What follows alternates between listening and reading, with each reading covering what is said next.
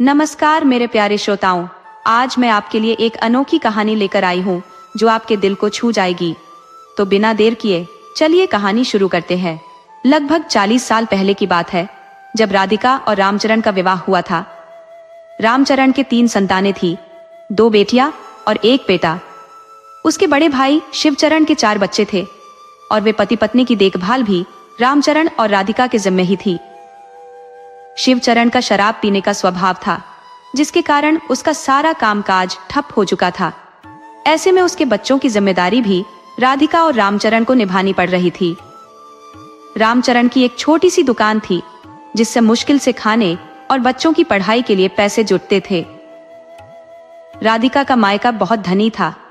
उसके भाइयों ने अपनी 25वीं सालगिरह के अवसर पर राधिका की स्थिति को समझते हुए उसे 5 लाख रुपए देने का निर्णय लिया।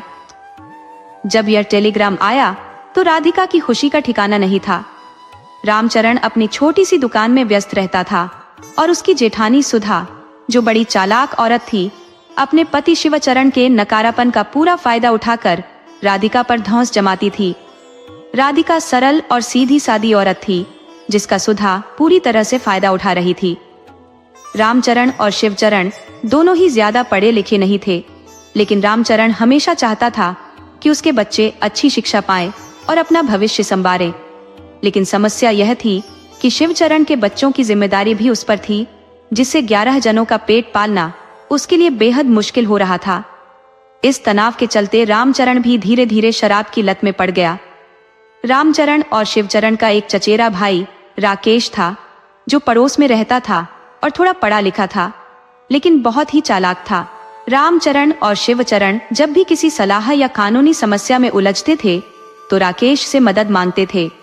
राधिका के भाइयों ने जो पैसे भेजे थे, उन पर सभी की नजरें थी और सब अपने अपने तरीके से उन पैसों को हथियाना चाहते थे। राधिका के भाइयों ने उसे यह शर्त रखी थी कि जब वह अपने लिए एक अलग घर तलाश लेगी, तभी वे उसे पैसे देंगे। रामचरण ने राकेश को बुलाकर विचार विमर्श करने को कहा। राकेश, जो अपनी चाल में माहिर था, ने रामचरण को बताया कि पहले पैसे हाथ में आ जाए, तभी मकान लेने की सोचे। राधिका ने अपने भाइयों से पैसे की बात की और उन्हें समझाया कि उन पर भरोसा है या नहीं। भाइयों ने बहन पर भरोसा दिखाते हुए चेक के माध्यम से पैसे देने का फैसला किया। राधिका का कोई बैंक खाता नहीं था, तो राकेश ने उसके नाम पर खाता खुलवाया और उसमें 65 रुपए जमा कर दिए। ये सुनकर राधिका बहुत खुश हुई, लेकिन सुधा की ईर्ष्या बढ़ गई। राकेश की चालाकी यहीं खत्म नहीं हुई। उसने सुझाव दिया कि 5 लाख रुपए में कोई घर मिलने से रहा, क्यों न एक प्लॉट खरीद ले और बाद में उसे महंगे में बेच दे। इससे फायदा होगा और कुछ पैसे बच भी जाएंगे, जिससे आप एक अच्छा सा घर भी खरीद सकते हैं और प्लॉट भी आपके पास रहेगा। राधिका, रामचरण और उसके परिवार को सपने दिखाए जा रहे थे, लेकिन राकेश की चालों का मकसद कुछ और ही था। राधा ने कहा, भैया, मैं अपने पति से पूछकर तुम्हें बताती हूँ। जब रात को रामचरण घर लौटा तो राधिका ने उसे सारी बात बताई। रामचरण ने कहा, राधा, मुझे कुछ भी नहीं पता, तो मैं क्या सलाह दूं?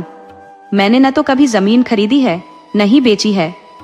सच कहूं तो मैं इस बारे में कुछ कहना भी नहीं चाहता। ये पैसे तुम्हारे भाई ने दिए हैं, तो तुम उनसे ही सलाह ले लो। राधिका ने सोचा, अगर मैं भाई से पूछूंगी तो पता नहीं वे क्या क्या कहेंगे। क्यों ना अपनी सहेली वृंदा से पूछ लूं, जो पड़ोस में रहती है। जब राधिका ने वृंदा से बात की तो उसने कहा, देख राधिका, इसमें कोई बुराई नहीं है। राजेश पर भरोसा करो, वो अपना है। अगले ही दिन राजेश आ गया और उसने कहा, भाभी, प्लॉट खरीद लो। देखो, एक प्लॉट 80,000 रुपए का आ रहा है। 4 प्लॉट खरीद लेते हैं, जल्दी ही कीमतें बढ़ जाएंगी, फिर डबल में बेच देंगे। इधर तुम्हारे बैंक में पड़े 1,80,000 रुपए पर ब्याज भी मिलता रहेगा। सोचो, 5 लाख के 10 लाख बन जाएंगे। फिर तुम आलीशान घर और गाड़ी भी खरीद सकती हो। राधिका बहुत खुश हो रही थी और कहने लगी, भैया देखो ना, मैं सच कहती हूँ, पैसा ही पैसे को खींचता है। हमने तो अपनी पूरी उम्र ऐसे ही गुजार दी। बेचारे बच्चे अच्छे खाने और पहनने को तरसते रहे। जिम्मेदारियों ने कभी सिर उठाने ही नहीं दिया। राधिका के चेहरे पर संतोष झलक रहा था। जबकि राजेश एक कुटिल मुस्कान के साथ उसे देख रहा था। जिसे खुद पर विश्वास होता है वह दुनिया को भी अच्छे नजरिए से देखता है और उसी की तरह दूसरों को भी सही मानता है। राधिका और रामचरण की बड़ी बेटी ईशा अभी किशोरावस्था में थी। उसे बैंक के बारे में कुछ खास पता नहीं था, पर वह समझने की कोशिश कर रही थी। 4 दिन बीते थे जब शाम के समय राजेश फिर से आया। उस समय रामचरण भी घर पर था। राजेश ने खुश होकर कहा, भैया बताया नहीं आपको, भाभी ने शास्त्री नगर में 4 प्लॉट्स इकट्ठे खरीद लिए हैं। रामचरण कहना चाह रहा था कि एक बार देख लेते हैं, लेकिन तभी राधिका बोली, भैया आप बस ले लो जल्दी से, मेरे भाई भी चाहते हैं कि मैं जल्दी से घर खरीद लूं। राजेश ने मुस्कुराते हुए कहा, भाभी आप जल्दी मत करो, सब हो जाएगा, बस मुझ पर विश्वास है ना, सब मेरे ऊपर छोड़ दो। और हाँ, ये चेक है, इसमें साइन कर दो। राधिका ने देखा कि चेक खाली था तो उसने पूछा, भैया इसमें कुछ भरा नहीं है? राजेश ने थोड़ी नाराजगी दिखाते हुए कहा, बस इतना ही भरोसा है अपने देवर पर। राधिका थोड़ी परेशान हो गई, लेकिन उसे कुछ बुरा होने का आभास हो रहा था। फिर भी उसने साइन कर दिए और चेकबुक राजेश को दे दी। राजेश बोला, नहीं भाभी, एक नहीं 4-5 साइन कर दो।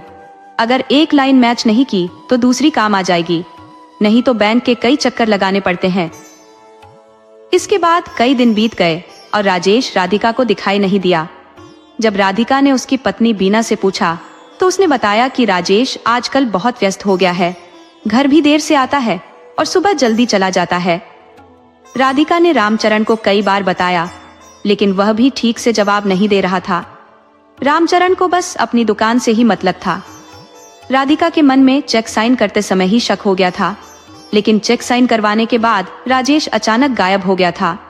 राजेश का ट्रांसपोर्ट का बिजनेस था और उसने थोड़े समय में अच्छा पैसा कमा लिया था, पर कहते हैं ना, जितना पैसा होता है लालच उतना ही बढ़ता जाता है। एक दिन राधिका ने ठान लिया कि अब बात करनी ही पड़ेगी। वह सुबह जल्दी उठी और राजेश को पकड़ने के लिए उसके घर के पास चली गई। जब राजेश ने राधिका को देखा तो थोड़ा झेंप गया और बोला, भाभी जान लगा दी मैंने आपके काम के लिए, इतनी भाग दौड़ कर रहा हूँ कि समय का पता ही नहीं चलता। वकील इतने डॉक्यूमेंट्स बनाते हैं कि समय मिल ही नहीं रहा है। कल या परसों आता हूँ सारे कागजात लेकर। राधिका कुछ बोल ही नहीं पाई और रामचरण को उसने जरूर बताया कि राजेश ने आना बंद कर दिया है, लेकिन बात वहीं खत्म हो गई। 5 दिन बाद राजेश फिर आया और बोला, भाभी आपका काम हो रहा है, बस आपको कुछ दस्तावेजों पर हस्ताक्षर करने होंगे। उसने कागजों का एक पुलिंदा हाथ में पकड़ा हुआ था और टेबल पर कुछ भी नहीं रखा था, लेकिन इस बार राधिका सतर्क थी। उसने ध्यान से देखा तो पाया कि ये पावर ऑफ अटॉर्नी के दस्तावेज थे। राधिका ने हैरानी से पूछा, देवर जी ये कागज क्यों तैयार करवाए हैं?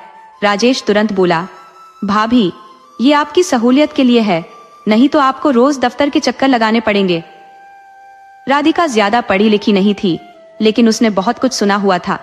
उसे शक तो हो रहा था, मगर खुलकर इजहार नहीं कर सकती थी। आखिरकार रिश्तेदार था, भगवान का नाम लेकर उसने दस्तावेजों पर हस्ताक्षर कर दिए। राजेश की आंखों में चमक आ गई। उस दिन उसने राधिका से मीठी मीठी बातें की और भविष्य के सुनहरे सपने दिखाकर चला गया, ये कहता हुआ कि भाभी काम जल्दी हो जाएगा। राधिका रोज भगवान से प्रार्थना करती रहती और देखते ही देखते 10 दिन बीत गए। राजेश का कुछ अता पता नहीं था। एक दिन राधिका ने अपनी जेठानी सुधा से कहा, दीदी आज मैं चाहे कुछ भी हो जाए राजेश भैया के घर जाऊंगी। शाम होते ही उसने खाना तैयार कर दिया और बच्चों से कहा, देखो मैं राजेश के घर जा रही हूँ, थोड़ी देर हो जाएगी, तुम लोग बचे हुए काम निपटा लेना। राधिका जब बीना के घर पहुंची तो बीना ने दरवाजा खोला। बीना जो राजेश की पत्नी थी, राधिका को देखकर थोड़ा अचंभित हुई, लेकिन फिर प्रणाम करके उसे ड्राइंग रूम में बैठाया। राधिका का आना बीना को थोड़ा असहज लग रहा था। उसके बच्चे खाना खाकर सो चुके थे।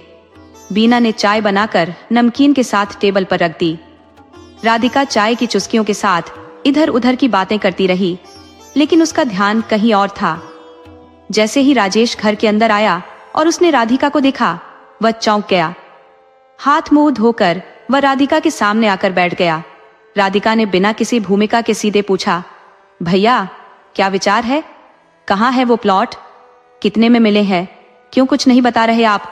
आप जानते हैं, वैसे भाई ने पैसे दिए हैं, मेरा और उनके नाम का सवाल है। जो भी करना है जल्दी करो राजेश भैया, मुझे आप पर भरोसा है, मेरा नाम खराब मत करना। राजेश तुरंत ही पलट गया और बोला, भाभी, इन कामों में देर लगती है और आपको मुझ पर विश्वास ही नहीं रहा। बेशक आप ये काम किसी और को दे दो, आज मैं सारे पेपर लाकर दे देता हूँ। राधिका को उसका रवैया बहुत बुरा लगा, लेकिन वह मजबूर थी। किस पर भरोसा करती? वह चुपचाप घर आ गई और आकर खूब रोई। उसे यह चिंता खाई जा रही थी कि मकान मिले या न मिले, लेकिन मायके में उसका नाम खराब न हो। भाइयों और भाभियों के सामने उसे बहुत बुरा लग रहा था। उसने रामचरण को भी कुछ नहीं बताया और बिना खाना खाए सो गई। राधिका की चिंता बढ़ती जा रही थी और आजकल उसे नींद भी नहीं आ रही थी। उसने अपने कम पढ़े लिखे होने का भी बहुत दुख महसूस किया। हालात हमेशा उसके खिलाफ ही रहे थे। उसकी जेठानी सुधा, जो खुद को बड़ी समझती थी, मन ही मन खुश थी। सुधा का बड़ा बेटा कॉलेज में आ गया था और वह सोच रही थी कि 2 साल और राधिका यहाँ ना जाए, फिर चाहे कुछ भी हो वह खुद ही अलग हो जाएगी। सुबह जब राधिका उठी तो उसका सिर बहुत भारी हो रहा था। उसकी तबीयत खराब हो गई थी। रामचरण तो दुकान पर चला गया था, इसलिए राधिका की बड़ी बेटी उसे डॉक्टर के पास ले गई। डॉक्टर ने ब्लड प्रेशर चेक किया तो पाया कि उसका ब्लड प्रेशर बढ़ा हुआ था। दवाई लेकर वे घर लौट आईं। कई दिन बीत गए, राधिका बीमार ही रही और राजेश का कोई अता पता नहीं था। राधिका की छोटी बेटी श्री और बेटा सोया माँ की हालत देखकर परेशान और चिंतित थे। बड़ी बेटी ईशा जैसे तैसे खाना बना देती थी। सुधा ऊपर से ऊपर सहानुभूति दिखाती, लेकिन कभी पूछती नहीं थी कि वह मदद के लिए किसी को भेजे। हालांकि दोनों घर रामचरण ही चला रहा था, फिर भी सुधा ने राधिका की कोई मदद नहीं की। अंदर ही अंदर राधिका को राजेश के बर्ताव और पैसे को लेकर बहुत चिंता सता रही थी। जब रामचरण घर आया तो राधिका ने रोते हुए कहा, देखिए जी, कृपया करके राजेश से मिलिए, मैं हाथ जोड़ती हूँ। रामचरण ने राधिका का ढांढस बंधाया और वादा किया कि वह राजेश के घर जाएगा। अगले दिन रामचरण राजेश के घर गया। घंटी की आवाज सुनकर बीना ने गेट खोला। रामचरण को देखकर वह सहम गई और एक तरफ खड़ी हो गई। जब रामचरण घर में दाखिल हुआ तो उसने देखा कि राजेश के बच्चे टीवी में मग्न थे।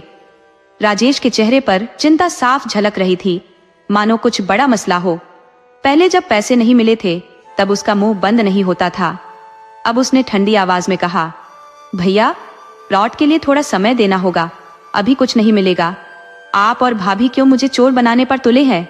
आपको मेरी नीयत पर शक क्यों हो रहा है? रामचरण अपमानित महसूस करने लगा और बोला, भैया देख लो, हम इतने पढ़े लिखे नहीं हैं, हमें तो बस आप पर भरोसा था। वह चुपचाप वापस घर आ गया। राधिका और रामचरण चिंतित थे। राधिका की तो नींद भी उड़ चुकी थी। राजेश के बर्ताव और पैसे की चिंता ने उसे खा लिया था। अगले दिन रामचरण ने अपनी परेशानी एक दोस्त से साझा की, जिसने बताया कि एक अच्छा प्लॉट हाथ में है और कीमत भी मुनासिब है। रात को घर आकर जब रामचरण ने राधिका को सारी बात बताई तो दोनों ने तय किया कि कल प्लॉट देखने जाएंगे।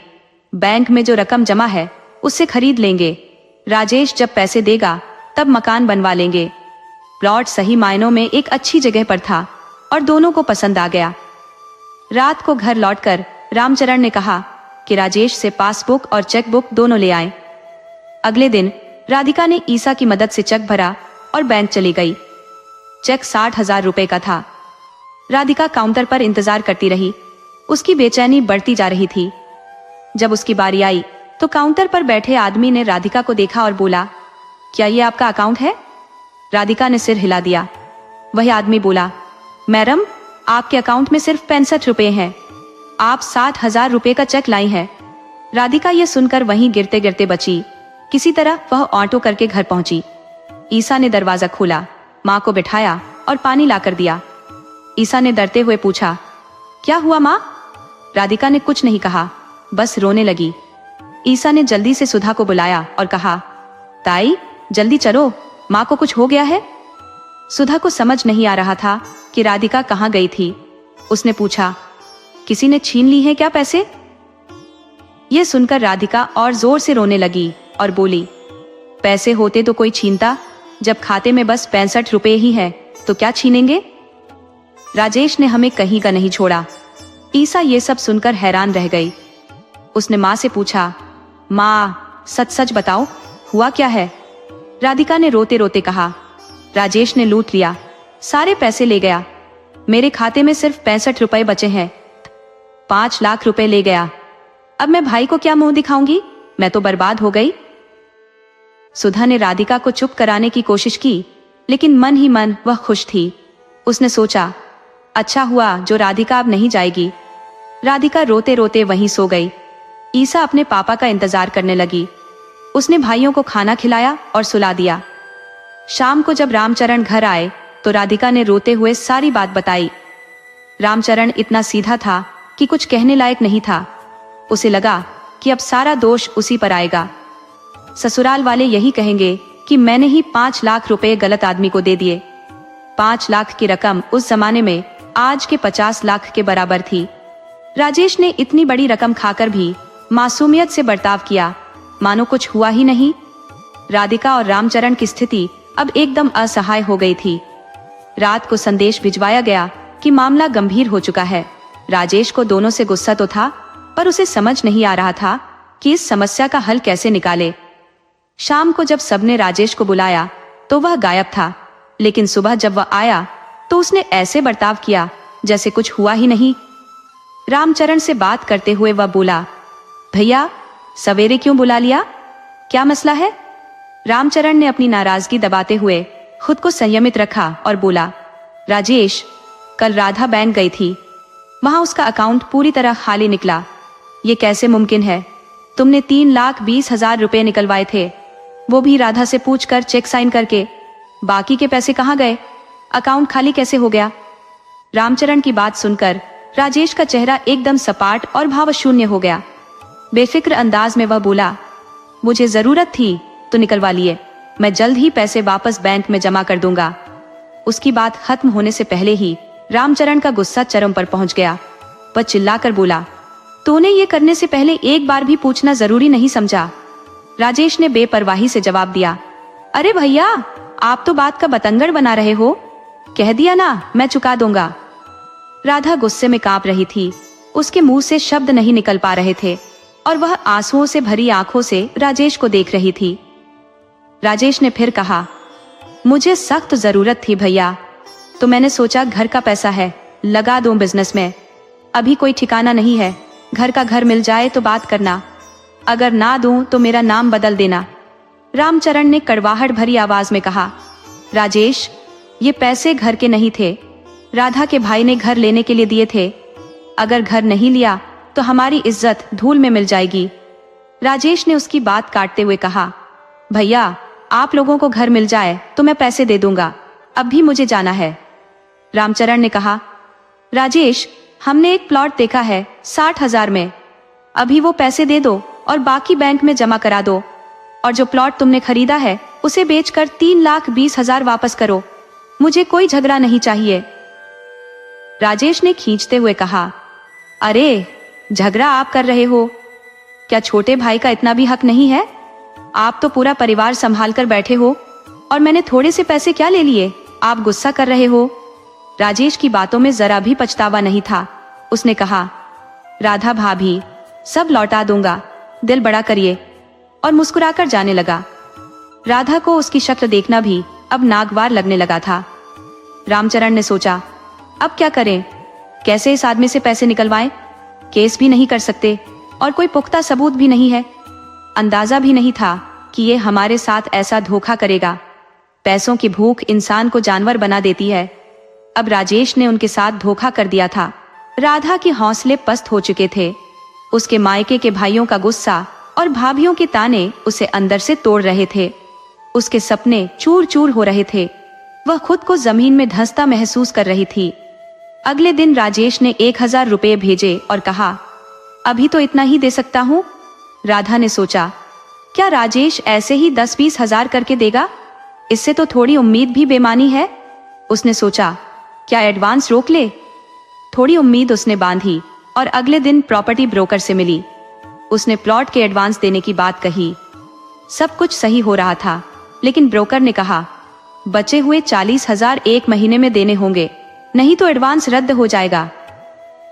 राधा ने 1 महीने का वक्त मांगा और राजेश से कहा बस पैसे दे दे ताकि हम अपना छोटा सा घर बना सके। राजेश ने दिलासा दिया कि वह जल्द पैसे दे देगा। 1 महीना बीत गया, लेकिन राजेश का कोई अता पता नहीं था। राधा ने फिर फोन किया और उसने वही जवाब दिया, मैंने तो पहले ही कहा था, शायद कल आ जाऊं। राधिका के दिल में बेचैनी और चिंता का घना बादल छाया हुआ था। जब भाई का फोन आया तो उसका दिल घबराने लगा।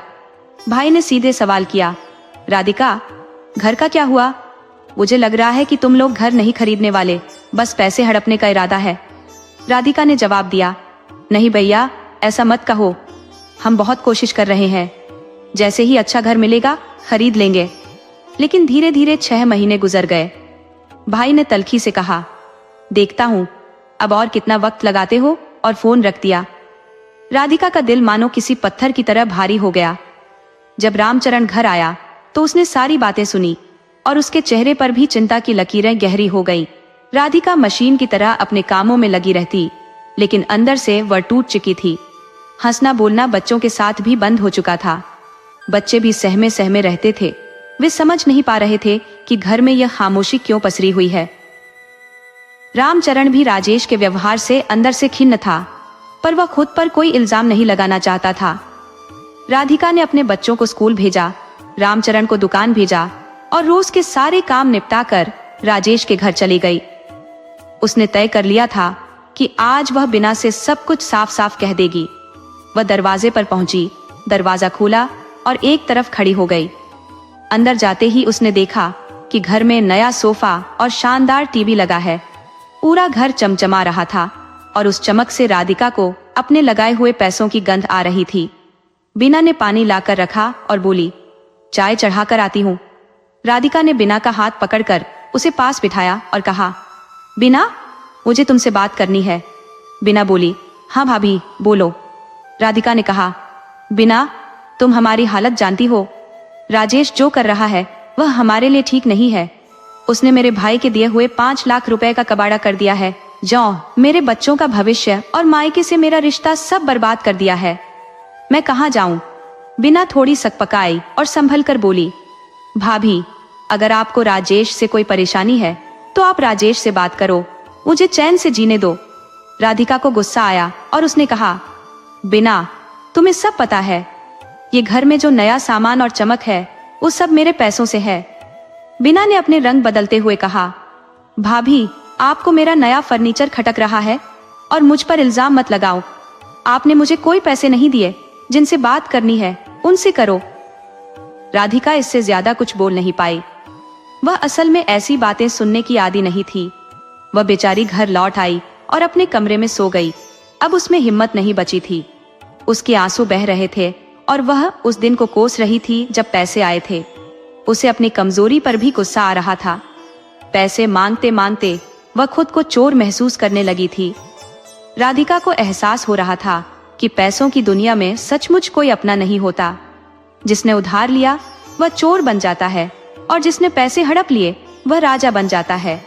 राजेश अब पूरी तरह से गायब हो चुका था। वह राधिका और रामचरण की पहुंच से बहुत दूर था। राधिका की हालत अब उस मरीज जैसी हो गई थी जिसे वर्षों से कोई राहत नहीं मिली हो। उसकी आंखों के नीचे गहरे काले घेरे साफ नजर आ रहे थे। रामचरण अपनी पत्नी को इस हालत में नहीं देख सकता था। घर की शांति पूरी तरह भंग हो गई थी। कुछ दिन बाद राजेश ने 40,000 रुपये भिजवा दिए। रामचरण और राधिका ने जाकर प्लॉट की कार्रवाई शुरू कर दी। सारे कागजात तैयार होने में 4 दिन लग गए। दस्तावेजों पर हस्ताक्षर हो गए और प्लॉट के कागजात उनके हाथ में आ गए। थोड़ी खुशी पति पत्नी के चेहरों पर लौट आई, लेकिन अब उनका मकसद सिर्फ घर बनाना रह गया था। किसी भी तरह उन्हें राजेश से और पैसे मिलने चाहिए थे। अब 20 या 30,000 से काम नहीं चलने वाला था। घर बनाने में बहुत ज्यादा पैसे लगने वाले थे। रामचरण और राधिका की आंखों में सपनों की परछाइयां उभर रही थी। वहीं दूसरी ओर राजेश और बीना अपनी खुद की योजनाओं में मशगूल थे। बच्चों को हॉस्टल भेजने की तैयारियां जोरों पर थी। प्लॉट्स की खरीद फरोख्त का सिलसिला भी अच्छे से चल रहा था। राधिका के पैसों ने मानो चुपके से कोई खेल खेल लिया हो। राजेश ने खामोशी ओढ़ रखी थी और बिना भी अब पहले जैसी बात नहीं करती थी। राधिका अब थोड़ी ठीक महसूस कर रही थी। उसने अपने भाई को सूचित कर दिया था कि उन्होंने प्लॉट खरीद लिया है और घर बनवा रहे हैं। इस बात को 3.5 महीने हो गए थे जब अचानक भाई का फोन आया। उन्होंने कहा, अब कब बनाओगे घर? बारिश से पहले छत डालवा लो, नहीं तो बाद में मुश्किल होगी। राजेश को बुलावा भेजा गया। वह आया तो सही, मगर ठीक से बात नहीं की, मुंह फुलाए बैठा रहा। रामचरण ने बात शुरू की, अब हमें घर बनवाना है राजेश, पैसे बताओ किस तरह दोगे? सामान ऑर्डर करना है, मिस्त्रियों से बात हो गई है, बारिश से पहले छत डाल देंगे। राजेश ने रामचरण को हाथ से रोकते हुए कहा, अरे मैंने 60,000 रुपये तो दिए हैं, और कितने चाहिए? राधिका ने सीधा सवाल किया। देखो राजेश, मुझे सारे पैसे वापस चाहिए जो तुमने बैंक से निकाले और जो प्लॉट खरीदने के बहाने लिए थे। राजेश ने बेशर्मी से कहा, मैं हर महीने 20,000 रुपये दूंगा, इससे ज्यादा नहीं। राधिका की आवाज तेज हो गई। क्या हम तुमसे भीख मांग रहे हैं? नहीं, हम अपने हक का पैसा मांग रहे हैं, तुम्हें शर्म आनी चाहिए। राधिका की हिम्मत जवाब दे गई। वह खड़ी भी नहीं हो पाई और बेहोश होकर गिर पड़ी। सब उसे संभालते रहे, लेकिन राजेश को कोई परवाह नहीं थी। उसे मौका मिला और वह वहां से निकल गया। राधिका को उसकी बेटी ईशा और रामचरण अस्पताल ले गए। डॉक्टर ने उसे भर्ती कर लिया। ईशा बहुत रोई अपनी माँ को ऐसी हालत में देखकर। रामचरण भी बहुत परेशान था। उसने ईशा से कहा, चुप हो जा, लेकिन वह खुद भी अंदर से टूट चुका था। सारे टेस्ट कराए गए। रिपोर्ट में हाई शुगर और हाई ब्लड प्रेशर निकला, जिसने किडनी पर भी असर किया था। रामचरण के पैरों तले मानो जमीन खिसक गई। राधिका के इलाज के लिए पैसों की सख्त जरूरत पड़ने लगी। ईशा को घर भेज दिया गया और रामचरण अकेला अस्पताल में रहने लगा। अगले दिन सुबह सवेरे सुधा भी आकर मिल गई। पिता को चिंता में देख ईशा की हालत खराब हो गई। उसे समझ नहीं आ रहा था कि ये वक्त कैसे निकलेगा। दूसरे दिन शाम को देर से घर लौटकर ईशा सीधे राजेश के घर गई।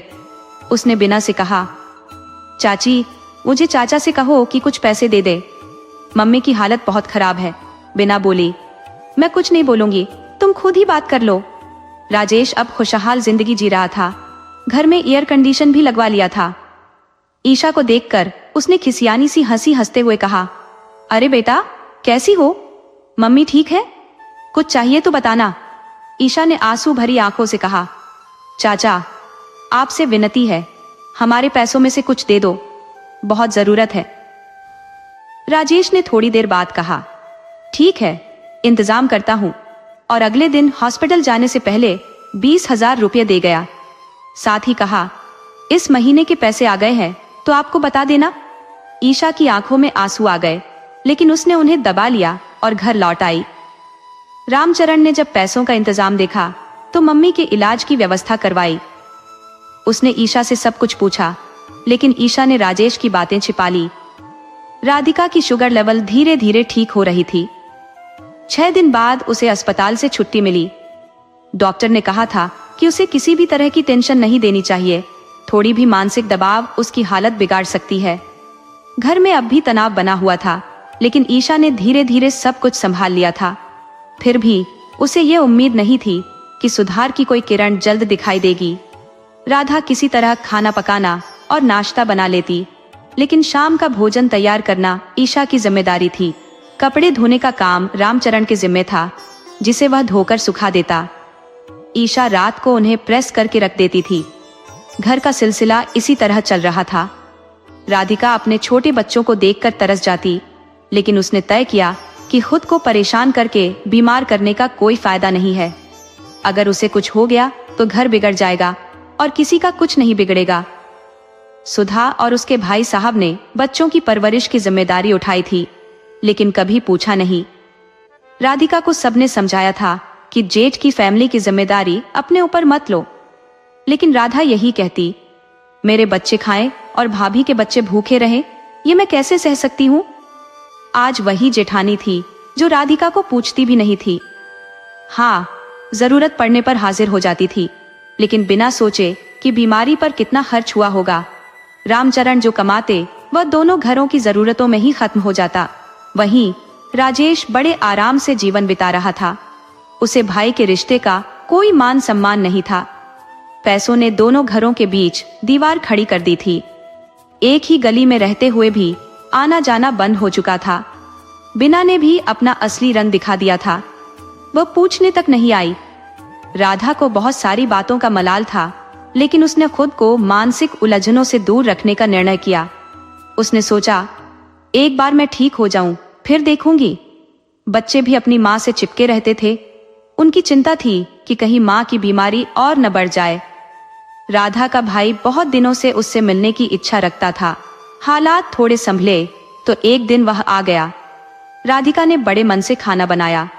भाई ने खाना खाकर बहुत प्रशंसा की और बहन को ढेरों आशीर्वाद दिए।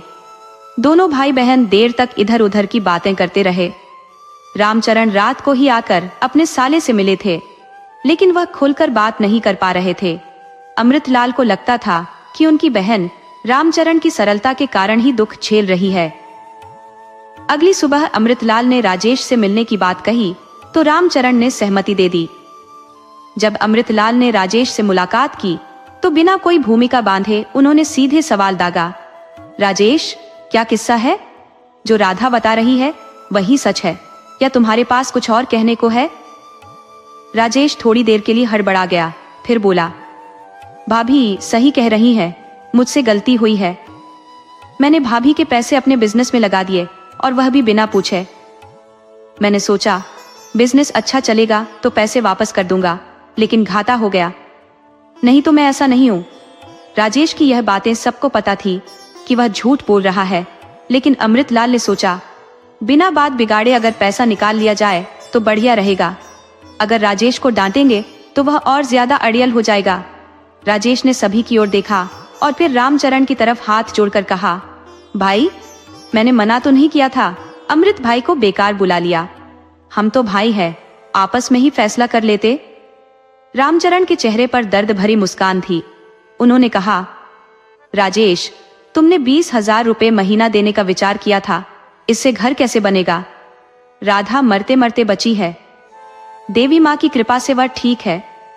सब तुम्हारे कारण हुआ है और अब पछतावा करने आए हो। रामचरण का चेहरा गुस्से से लाल हो गया। अमृतलाल ने उन्हें शांत रहने के लिए कहा और बोले, राजेश, तुम्हारी ये बातें झूठी है। मैं सब जान चुका हूँ। 3 महीने इंसानियत के नाते तुम्हें दिए क्योंकि तुम इनके चचेरे भाई हो। अब इनके पैसे लौटा दो, इन्हें घर बनवाने दो, नहीं तो मुझे पुलिस को बुलाना पड़ेगा। राजेश उठ खड़ा हुआ और बोला, मुझे माफ कर दें, पुलिस का नाम भी मत लीजिए, मैं पैसे वापस कर दूंगा। उसकी आवाज में उसकी भावनाओं का साथ नहीं था। साफ था कि वह फिर झूठ बोल रहा था। अमृत ने पुलिस का नाम तो लिया, लेकिन राजेश को भी अंदाजा था कि ये लोग कुछ साबित नहीं कर सकते क्योंकि उनके पास कोई ठोस सबूत नहीं था। इस पूरे मामले में सुधा और शिवचरण बस तमाशबीन बने हुए थे। कुछ बोले नहीं, लेकिन सब कुछ देख रहे थे।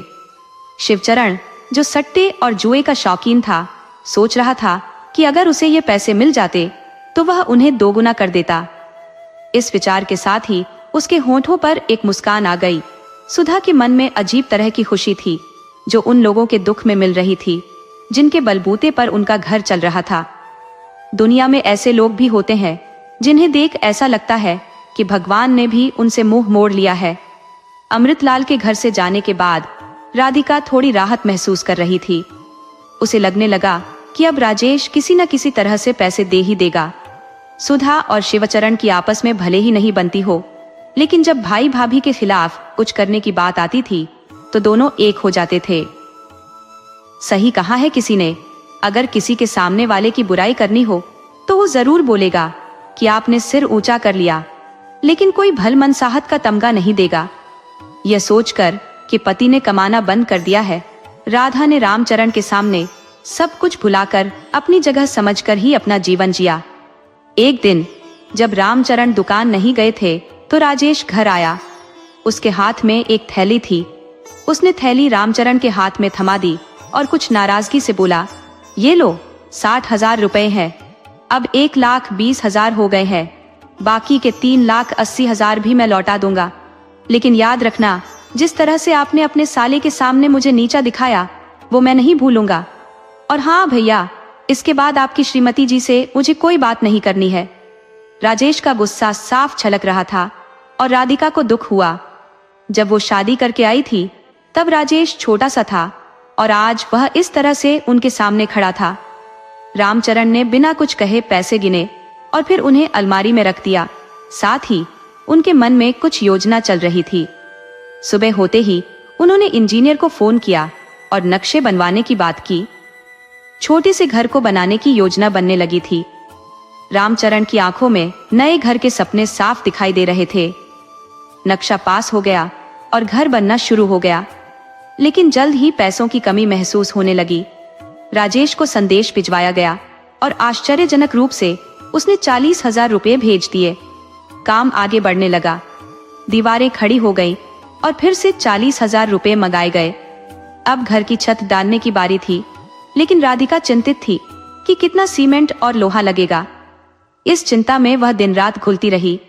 जब घर की छत डाली गई तो राधिका और रामचरण को अपार खुशी हुई। ईशा और बच्चे भी खुशी में आपस में बातें कर रहे थे। राधिका ने अपने भाइयों को भी सूचित किया, जो बहुत खुश हुए। पड़ोस की शांता मिलने आई और बोली, भाभी जाओगे? पास में वीणा और राजेश भी जा रहे हैं, सुना है उनका भी घर बन गया है। राधिका एकदम से चौंक गई। क्या बोल रही हो? हमें तो कुछ नहीं पता। शांता बोली, हाँ भाभी, मैं सच कह रही हूँ। राजेश ने सबको बताया है कि वो जल्दी ही मोहल्ला छोड़ रहे हैं। राधिका का मन किसी काम में नहीं लग रहा था। रात को उसने बच्चों की तरह सब कुछ रामचरण को बता दिया। रामचरण बोले, ठीक है, मैं जाकर पूछता हूँ। नहीं, आप हुआ तो नहीं है? रामचरण घर आए तो उनके चेहरे पर गहरी शांति थी। राधिका से उन्होंने कहा, तुम बेकार की चिंता छोड़ो और आराम से बैठो। देखो, मैंने सारा नया सामान जुटाया है। राधिका ने उन पर भरोसे भरी नजरों से देखा, लेकिन दिल में कहीं एक शक का बीज था। रामचरण ने कहा, अरे यकीन करो, वो हमारा अपना खून है। थोड़ा बहक गया था, पर बुरा नहीं है दिल से।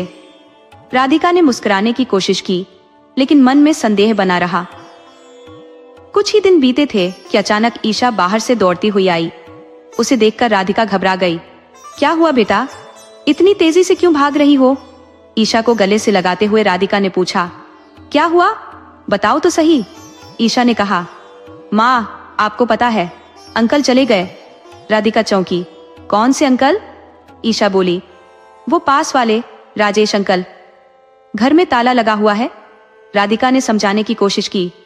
बेटा, हो सकता है कहीं गए हों, वापस आ जाएंगे, इसमें डरने की क्या बात है? लेकिन ईशा ने जिद की। नहीं माँ, 3 दिन हो गए हैं, किसी को बताया भी नहीं, रातों रात चले गए।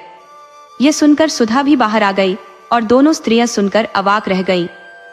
राधिका को तो जैसे जमीन ही खिसक गई हो। वह समझ नहीं पा रही थी कि क्या सही है क्या गलत। वह भागकर राजेश के घर पहुंची, जहां ताला लगा हुआ था। गेट पर किराए के लिए बोर्ड टंगा हुआ था, जिसमें मकान मालिक का नाम और नंबर लिखा था। राधिका की आंखों से आंसू बह निकले। वह समझ नहीं पा रही थी कि अब क्या करे। विश्वास टूट चुका था। कुछ लाख रुपए के लिए राजेश ने अपने ही घर को छोड़ दिया, अपने खून के रिश्तों को भी नहीं बताया। राधिका चुपचाप पलंग पर गिर पड़ी और आज आंसुओं ने भी उसका साथ छोड़ दिया। आंखें सूख चुकी थी। छत की ओर देखते हुए वह चुपचाप लेटी रही। बच्चे रो रहे थे। दोनों बेटे अपनी मां के पास खड़े थे।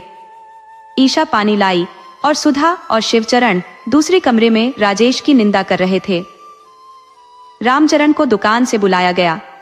राधिका मानसिक दबाव में फूट फूट कर रो पड़ी। स्थिति इतनी बिगड़ गई कि उसे संभालना मुश्किल हो गया।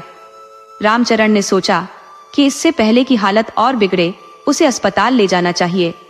वहां डॉक्टर ने बताया कि उसका शुगर लेवल और ब्लड प्रेशर दोनों बढ़ गए हैं। उसे अस्पताल में भर्ती करना पड़ा। डॉक्टरों ने जांच के बाद बताया कि उसकी दोनों किडनियों में थोड़ी थोड़ी क्षति हो चुकी है और एक में पत्थरी भी दिख रही है। लेप्रोस्कोपी का कोई विकल्प नहीं था, इसलिए सर्जरी करनी पड़नी थी। सर्जरी के लिए 2 से 3 लाख रुपए की जरूरत थी, लेकिन रामचरण की किराने की दुकान से इतना पैसा जुटाना मुश्किल था। उधर राजेश अपनी नई सफलता पर खुश था। वह अपने परिवार के साथ एक नए और बड़े घर में बस गया था और बच्चों को अच्छे स्कूल में दाखिला मिल गया था। उसने अपना ट्रांसपोर्ट का बिजनेस शुरू कर दिया था और सब कुछ अच्छा चल रहा था। राधिका का पैसा उसके लिए फायदेमंद साबित हुआ था। उसने किसी से कोई रिश्ता नहीं रखा और अब वह एक नई जिंदगी जी रहा था। इस बीच राधिका की हालत बिगड़ती जा रही थी। वह खाना नहीं खा पा रही थी, भूख मर गई थी और कमजोरी बढ़ गई थी। रामचरण परेशान थे, लेकिन सर्जरी के लिए पैसे जुटाना उनके लिए बड़ा संकट था। उन्होंने कभी सोचा भी नहीं था कि ऐसा समय आएगा जब पैसों की इतनी कमी होगी। जो धन जमा किया था वह 2 घरों में बंट गया। बचत की कोई उम्मीद नहीं रही और जेवरात के नाम पर राधिका के पास केवल 2 चूड़ियां और बलिया की एक अंगूठी ही थी। शिवचरण और रामचरण ने मिलकर सलाह मशविरा किया और फैसला किया कि घर पर लोन ले लिया जाए। दोनों भाइयों ने मिलकर प्रॉपर्टी ब्रोकर से संपर्क किया और एक ऐसा घर खोज निकाला जिसकी छत को सुधारने की जरूरत थी।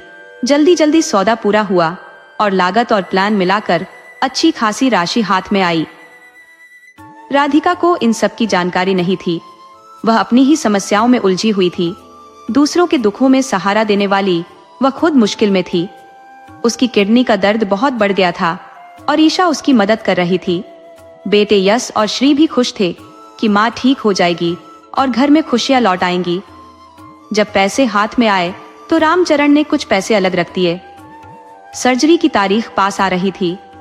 रामचरण ने राधिका को तैयार किया और सर्जरी के बाद डॉक्टर ने बताया कि स्टोन बहुत बड़ा था। राधिका बेहोश थी और रामचरण बेचारे चुपचाप उसे देख रहे थे।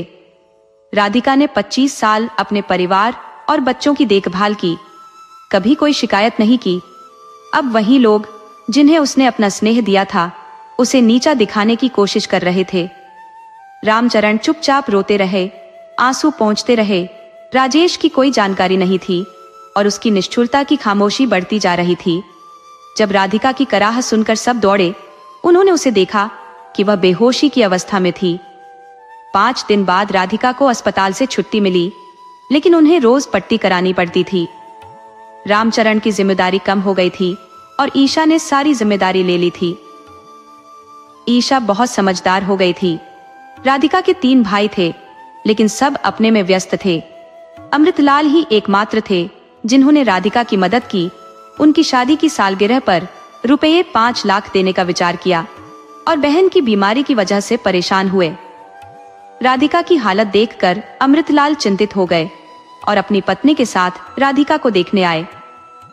दोनों भाई बहन की आंखों से आंसू बह निकले। रामचरण ने खुद को सारी समस्याओं का कारण मान लिया और अपनी स्थिति पर गुस्सा किया। राधिका धीरे धीरे स्वस्थ होने लगी, खाना बनाने लगी।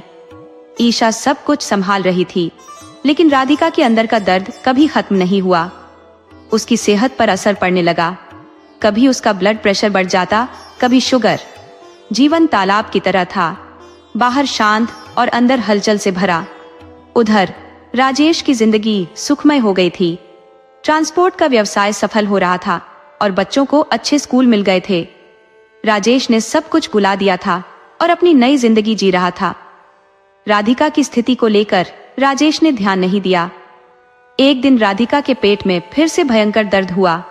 अस्पताल में फिर से सारे टेस्ट किए गए और पता चला कि किडनी में फिर से स्टोन हो गया है। दूसरी किडनी में भी बहुत खराबी थी। इलाज चल रहा था, लेकिन शरीर इतना कमजोर हो चुका था कि डायलिसिस भी नहीं हो पा रही थी। पहली किडनी में जिसमें स्टोन निकाला गया था, फंगल इन्फेक्शन हो गया था। कुल मिलाकर स्थिति गंभीर थी। जब यह खबर राजेश तक पहुंची तो उसने सुनकर भूलने की कोशिश की। ऊपर वाले के खेल कितने विचित्र हैं। सभी की दुआएं इस आशा के साथ थी कि राधिका ठीक होकर घर लौटे।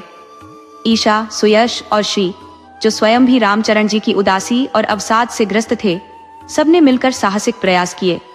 उनकी जीवनधारा अब घर, अस्पताल और दुकान के बीच बह रही थी। डॉक्टर ने रामचरण को स्पष्ट कर दिया था कि राधिका की स्थिति अत्यंत गंभीर है। उसकी बॉडी किसी और की किडनी को स्वीकार नहीं कर सकती, क्योंकि वह अत्यंत कमजोर हो चुकी थी। दोनों किडनियां तेजी से क्षति की ओर बढ़ रही थी। ईशा और दोनों भाइयों को इस विकट स्थिति की जानकारी नहीं थी। रामचरण अकेले इस विशाल बोझ को अपने दिल में छुपाए हुए थे। ईशा को पूरी उम्मीद थी कि उसकी माँ ठीक हो जाएंगी, लेकिन उम्मीदें कभी पूरी भी नहीं होती। एक समय ऐसा आया कि राधिका कोमा में चली गई। अस्पताल में 2 दिन कोमा की स्थिति में बिताने के बाद सुधा, जो राधिका से काफी जलती थी, को घर की बागडोर सौंप दी गई। सुधा का अपना बेटा भी अच्छी नौकरी में आ गया था। दोनों भाई भी एक ही कॉलेज में पढ़ने लगे थे। रामचरण अब दुकान जाते थे और सारे काम नौकर करते थे। शिवचरण भी इस दुनिया से चले गए थे। रामचरण का सारा मोह अपने बच्चों में था, जो उनकी राधा की निशानी थी। संस्कारी और बुद्धिमान यश ने बिना दहेज और दिखावे के विवाह किया। यश तेज पढ़ाई में था और जल्दी नौकरी भी लग गई। राधिका की अनुपस्थिति से परिवार दुखी था। खुशी या उदासी में राधिका हमेशा उनकी यादों में जीवित रहती थी। रामचरण अब दुकान से रिटायर हो चुके थे। बेटों ने उनका भरपूर सेवा की और घर नाती पोतियों से भरा रहता था। समय बीत चुका था, वर्ष बीत चुके थे और ईशा को भी चश्मा लग गया था। बच्चे बड़े हो गए थे। एक दिन सुबह सवेरे ईशा के पास फोन आया, जिसे सुनकर वह स्तब्ध रह गई।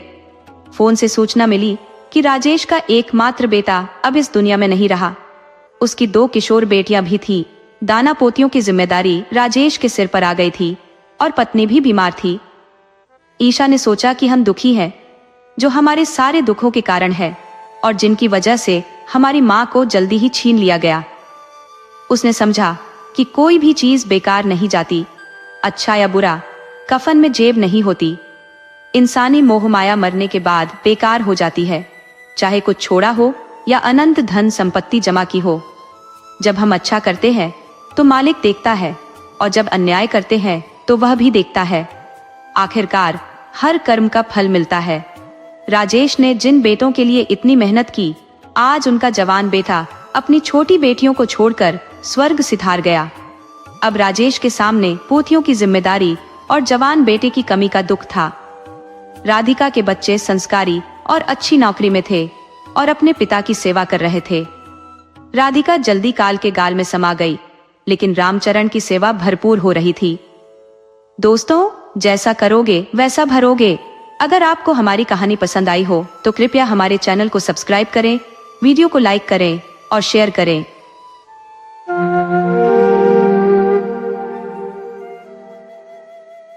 आज शंकर की खुशी का कोई ठिकाना नहीं था। आखिरकार इतने दिनों बाद उसे एक बड़ी पतंग जो मिल गई थी। वह खुशी खुशी बसंती से कह रहा था, देख बसंती, आज कितनी बड़ी पतंग मेरे हाथ लगी है। बसंती ने उत्सुकता से पूछा, अरे कहाँ से मिली? शंकर ने गर्व से जवाब दिया, अरे यूं ही थोड़ी मिल गई, बड़ी मेहनत की तब जाकर हाथ लगी है। फिर शंकर दौड़ता हुआ हीरा और मोती के पास चला गया। हीरा और मोती 2 बहनें थीं और शंकर उनके सानिध्य में ही बड़ा हुआ था। उन दोनों से उसका गहरा जुड़ाव था। स्कूल से लौटते ही शंकर सबसे पहले उन्हें सारा दिन का हाल सुनाता और फिर भोजन करता। शंकर ने अपने बैल घेरा को बड़े गर्व से पतंग दिखाते हुए कहा, देखो घेरा, कितनी बड़ी पतंग मेरे हाथ लगी है। घेरा भी सिर हिलाकर जैसे शंकर की खुशी में सहभागी हो गया। शंकर बड़े प्यार से उसके सिर पर हाथ फेरता और फिर उसके लिए खली और मोटे अनाज का मिश्रण तैयार करता, जिसे वह बड़े स्नेह से खिलाता।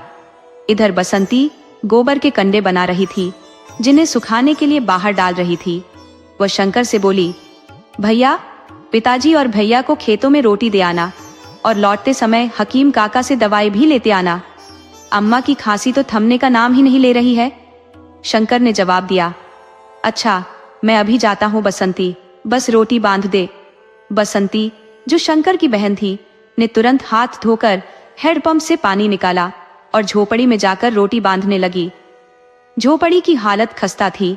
एक तरफ से छत टूटी हुई थी और दीवारें मिट्टी की बनी थी। बर्तन भी जगह जगह टूटे फूटे थे। सामान के नाम पर एक छोटा सा लोहे का संदूक, कुछ पुराने कपड़े जो रस्सी पर लटके हुए थे, और दीवार पर एक हनुमान जी की तस्वीर थी, जिस पर लिखा था, संकट मोचन, सब संकट हरेंगे। बसंती के पिताजी किसान थे, जो कपास की खेती करते थे। अब उनके पास सिर्फ 2 एकड़ जमीन बची थी, क्योंकि पिछले साल बीज खरीदने के लिए उन्होंने अपने खेत का एक हिस्सा बेच दिया था। शंकर की उम्र सिर्फ 12 साल थी। और उसका बड़ा भाई 19 साल का हो चुका था। बसंती की उम्र 18 साल थी और उनकी माँ पार्वती अक्सर बीमार रहती थी। इतनी कमाई नहीं थी कि माँ का इलाज सही ढंग से करवाया जा सके। गांव के हकीम ही उनका इलाज करते थे। बसंती ने कपड़े में रोटी बांध दी और साथ में 2 प्याज रख दिए। वह कहने लगी, आज घर में सब्जी के लिए पैसे नहीं थे। जो थोड़े से पैसे थे उनसे हीरा और मोती के लिए अनाज खरीद लाई हूँ। आज कई दिनों बाद बैलों को भी अच्छा भोजन मिला है। बसंती कहती है, लहसुन कर पिताजी को देते समय हकीम काका से दवा भी ले आना। शंकर कहता है, ठीक है। बसंती फिर उसे जल्दी आने के लिए कहती है, कहीं ऐसा न हो कि तुम फिर पतंग लूटने लगो। शंकर जवाब देता है, हाँ ठीक है। शंकर घर पहुंचकर अपने बड़े भाई को आवाज लगाता है, भैया दीदी ने रोटी भेजी है। उसका भाई कहता है, अच्छा चलो पिताजी को बताते हैं कि थोड़ा खा ले। पिता भारी मन से कहते हैं, क्या खा ले, अब तक बीज बोने चाहिए थे। इस बार भी बारिश सही समय पर होगी या नहीं, कौन जानता है। घर में खाने को कुछ भी नहीं बचा है। कर्ज का बोझ भी सिर पर चढ़ा हुआ है। तुम्हारी माँ भी बीमार है, नहीं मालूम वो बचेगी या नहीं। बड़ा बेटा पिता को सांत्वना देने की कोशिश करता है, पिताजी ऐसा मत बोलो, सब ठीक हो जाएगा, आप चिंता मत करो। पिता कहते हैं, बेटा चिंता कैसे न करूं। फिर दोनों एक नीम के पेड़ के नीचे बैठकर भोजन करते हैं। शंकर हकीम काका के पास जाकर कहता है, काका माँ की खांसी नहीं रुक रही है। हकीम जी चिंतित होकर कहते हैं, शंकर मैंने कई बार कहा है शहर के अस्पताल में दिखा लो, अब उसकी खांसी मेरे बस में नहीं है। फिर वो एक कपड़े में दवा बांधकर शंकर को थमाते हैं। शंकर घर लौटता है। बसंती माँ पार्वती को बड़ी मुश्किल से उठाती है और कहती है, माँ दवा खा लो। पार्वती धीमी आवाज में अपनी आंखें खोलते हुए बसंती को प्यार से देखती है और कहती है, तूने कुछ खाया बेटी? सारा दिन काम में लगी रहती है, अपना ख्याल रखा कर। अब तू बड़ी हो गई है, अगर सुंदर नहीं दिखेगी तो कौन देखेगा। बसंती मुस्कुराते हुए कहती है, माँ तू मेरी शादी की चिंता मत कर, मैं तुम्हें छोड़कर कहीं नहीं जाऊंगी। चलो दवा खा लो। पार्वती हल्के से हंसते हुए कहती है, हट पगली, ऐसा थोड़ी ना होता है, तुझे एक दिन शादी तो करनी ही पड़ेगी। बड़ी मुश्किल से उठते हुए पार्वती दवा पीकर फिर लेट जाती है। पार्वती शंकर की ओर देखते हुए कहती है, शंकर खेत पर गया था क्या? शंकर जवाब देता है, हाँ माँ अभी गया था। फिर पार्वती पूछती है, सिंचाई का इंतजाम हो गया? शंकर धीरे से कहता है, अभी नहीं हुआ माँ। पिताजी रामदीन काका से बात कर रहे थे कि थोड़ी देर के लिए हमें भी बारहा चालू करने दो, बदले में जो किराया हो ले लो। पार्वती चिंता से पूछती है, तो उसने क्या कहा? शंकर जवाब देता है, वो तैयार है, लेकिन काका की बात मान नहीं रही। रवि की माँ चिंता में कह रही थी, अगर बहुत देर तक ऐसे ही चलता रहा तो हमारा ट्यूबवेल जल जाएगा। देखो इस बार समय पर बारिश होगी या नहीं। रवि बसंती उसे दिलासा देते हुए बोली, माँ तुम परेशान मत हो, भगवान इतना कठोर नहीं हो सकता। इस बार जरूर बारिश होगी और हमारा खेत सफेद सोने से लहलहाएगा। रात का समय था, पूरा गांव गहरी नींद में था, लेकिन रामचरण की आंखों से नींद कोसों दूर थी। वह खटिया पर लेटा खुले आसमान की ओर निहार रहा था। शायद कोई आवारा बादल का टुकड़ा दिख जाए, पर आसमान एकदम साफ था, जैसे किसी अनकही उदासी में डूबा हो। सितारे झिलमिलाते हुए चमक रहे थे और पूर्णिमा का चांद ऐसा प्रतीत हो रहा था मानो अपनी रोशनी से खेतों को और सूखा रहा हो। रामचरण को ऐसा महसूस हुआ कि चांद उसकी बर्बादी का जश्न मना रहा है। वह बेचैन होकर खटिया पर करवटें बदलता रहा, कभी इस ओर तो कभी उस ओर। आखिरकार वह उठ खड़ा हुआ और जैसे कोई भटकती आत्मा हो इधर उधर टहलने लगा। सुबह होते ही शंकर स्कूल जाने के लिए तैयार हो गया। जाने से पहले वह अपने प्यारे हीरा और मोती से जरूर मिलता है। वह उन्हें अपने हाथों से चारा खिलाता है और मुस्कुराकर कहता है, हीरा आज हमारी गणित की परीक्षा है, देखना इस बार भी मैं ही अव्वल आऊंगा। हीरा उसकी बातों को समझते हुए सिर हिलाता है, जैसे वह सब कुछ समझ रहा हो।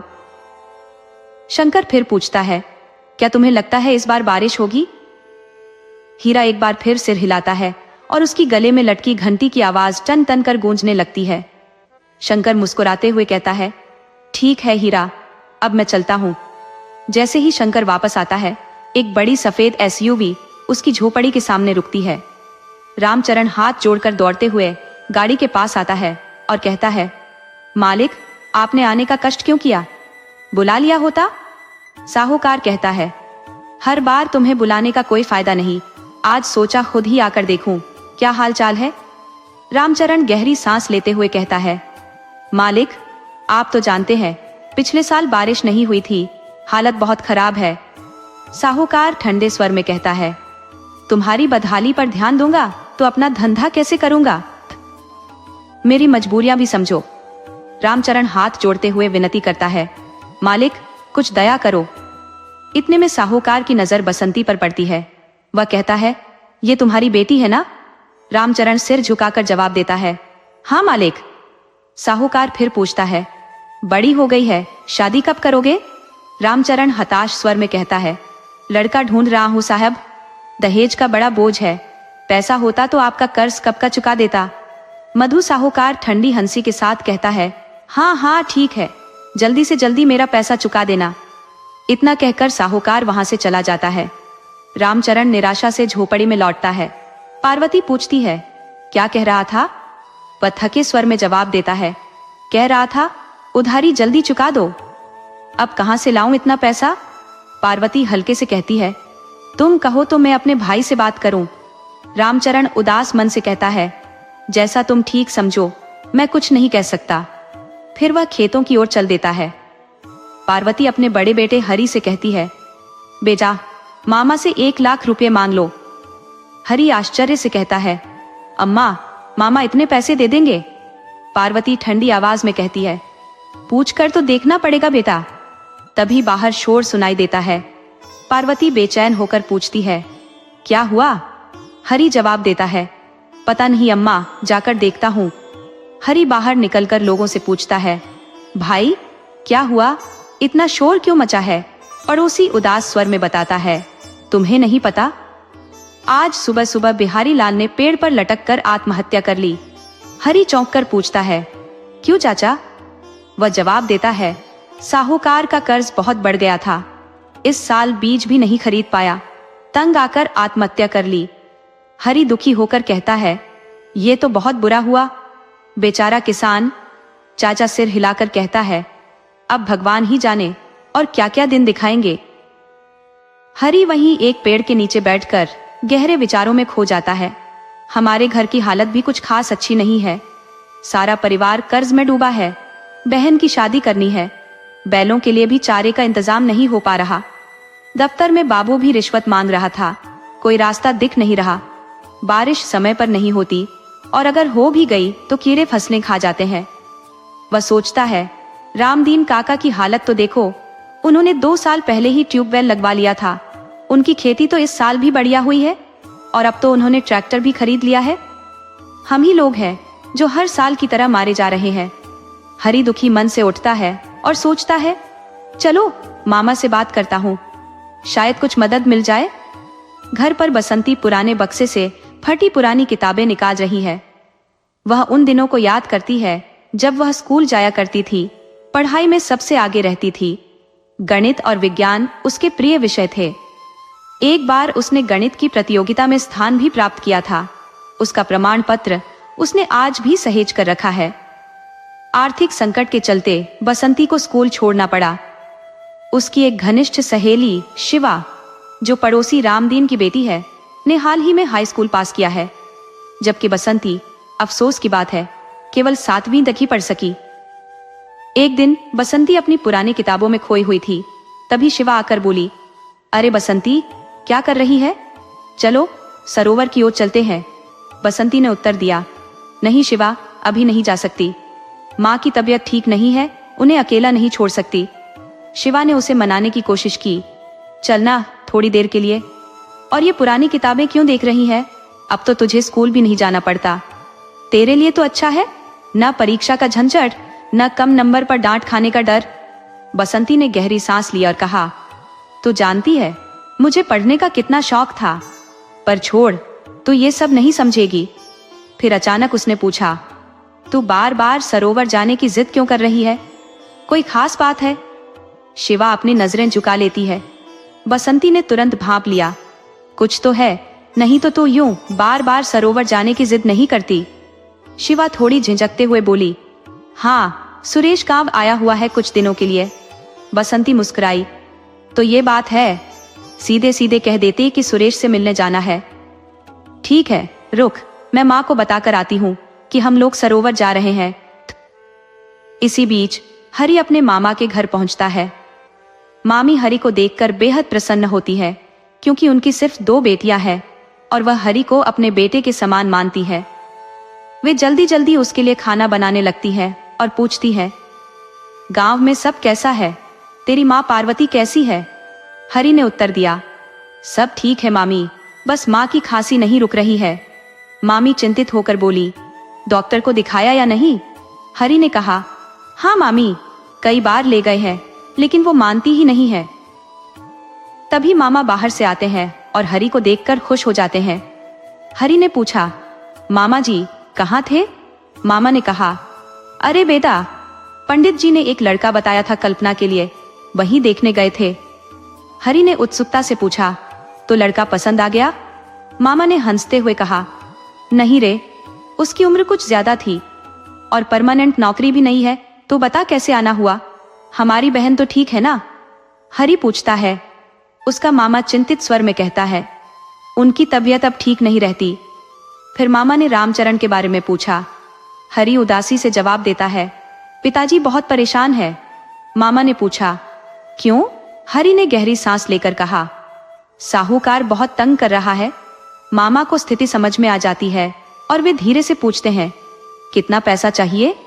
हरि संकोच से कहता है, 1 लाख रुपए। इस पर मामा थोड़ा गंभीर होते हुए कहते हैं, तो चिंता मत कर, कुछ हो जाएगा। उधर शंकर अपनी गणित की परीक्षा में पूरे अंक पाकर बेहद प्रसन्न था। वह खुशी खुशी दौड़ते हुए घर पहुंचा और सीधे हीरा मोती से मिलने गया। उसने उत्साहित होकर कहा, हीरा, आज मुझे 10 में से पूरे 10 अंक मिले हैं। मास्टर जी भी बहुत खुश थे, उन्होंने मुझे इनाम में यह शॉल भी दी। हीरा अपने सिर को हिलाता है और गले में बंधी घंटी को जोर से बजा देता है, मानो शंकर की खुशी में शामिल हो। शंकर उसे प्यार से सहलाता है, फिर अपनी माँ पार्वती के पास जाता है और उसे यह खुशखबरी बताता है। पार्वती अपने बेटे की इस उपलब्धि पर गर्व महसूस करती है। दूसरी ओर मामा हरि को बाजार ले जाते हैं। वहां एक दुकान से उसके लिए नए कपड़े खरीदते हैं और फिर बैंक जाते हैं। बैंक से वे 1.5 लाख रुपए नकद निकालते हैं और हरि के हाथों में थमाते हैं। मामा ने इसके साथ ही एक डीलर मशीन भी खरीद कर दी। हरि आश्चर्य से पूछता है, मामा ये क्या है? मामा मुस्कुराते हुए समझाते हैं, ये डीलर मशीन है, इससे बीज बोया जाता है। अब तुम्हारे काम में सहूलियत होगी। इस मशीन में एक स्टील का धारदार हिस्सा होता है, जो तैयार की गई जमीन पर हल्का दबाव डालने से एक छोटा गड्ढा बना देता है। जब मशीन को थोड़ा और दबाया जाता है तो बीच में लगे बॉक्स से बीज गिरकर उस गड्ढे में चला जाता है। बीज गिरते ही वह मशीन उसे मिट्टी से ढक देती है। हरि कहता है, समझ गया मामा, ये वाकई बहुत बढ़िया चीज है। मामा कहते हैं, ठीक है, अब तो जा और पैसे का ख्याल रखना। हरि उन्हें प्रणाम कर वहां से निकल जाता है।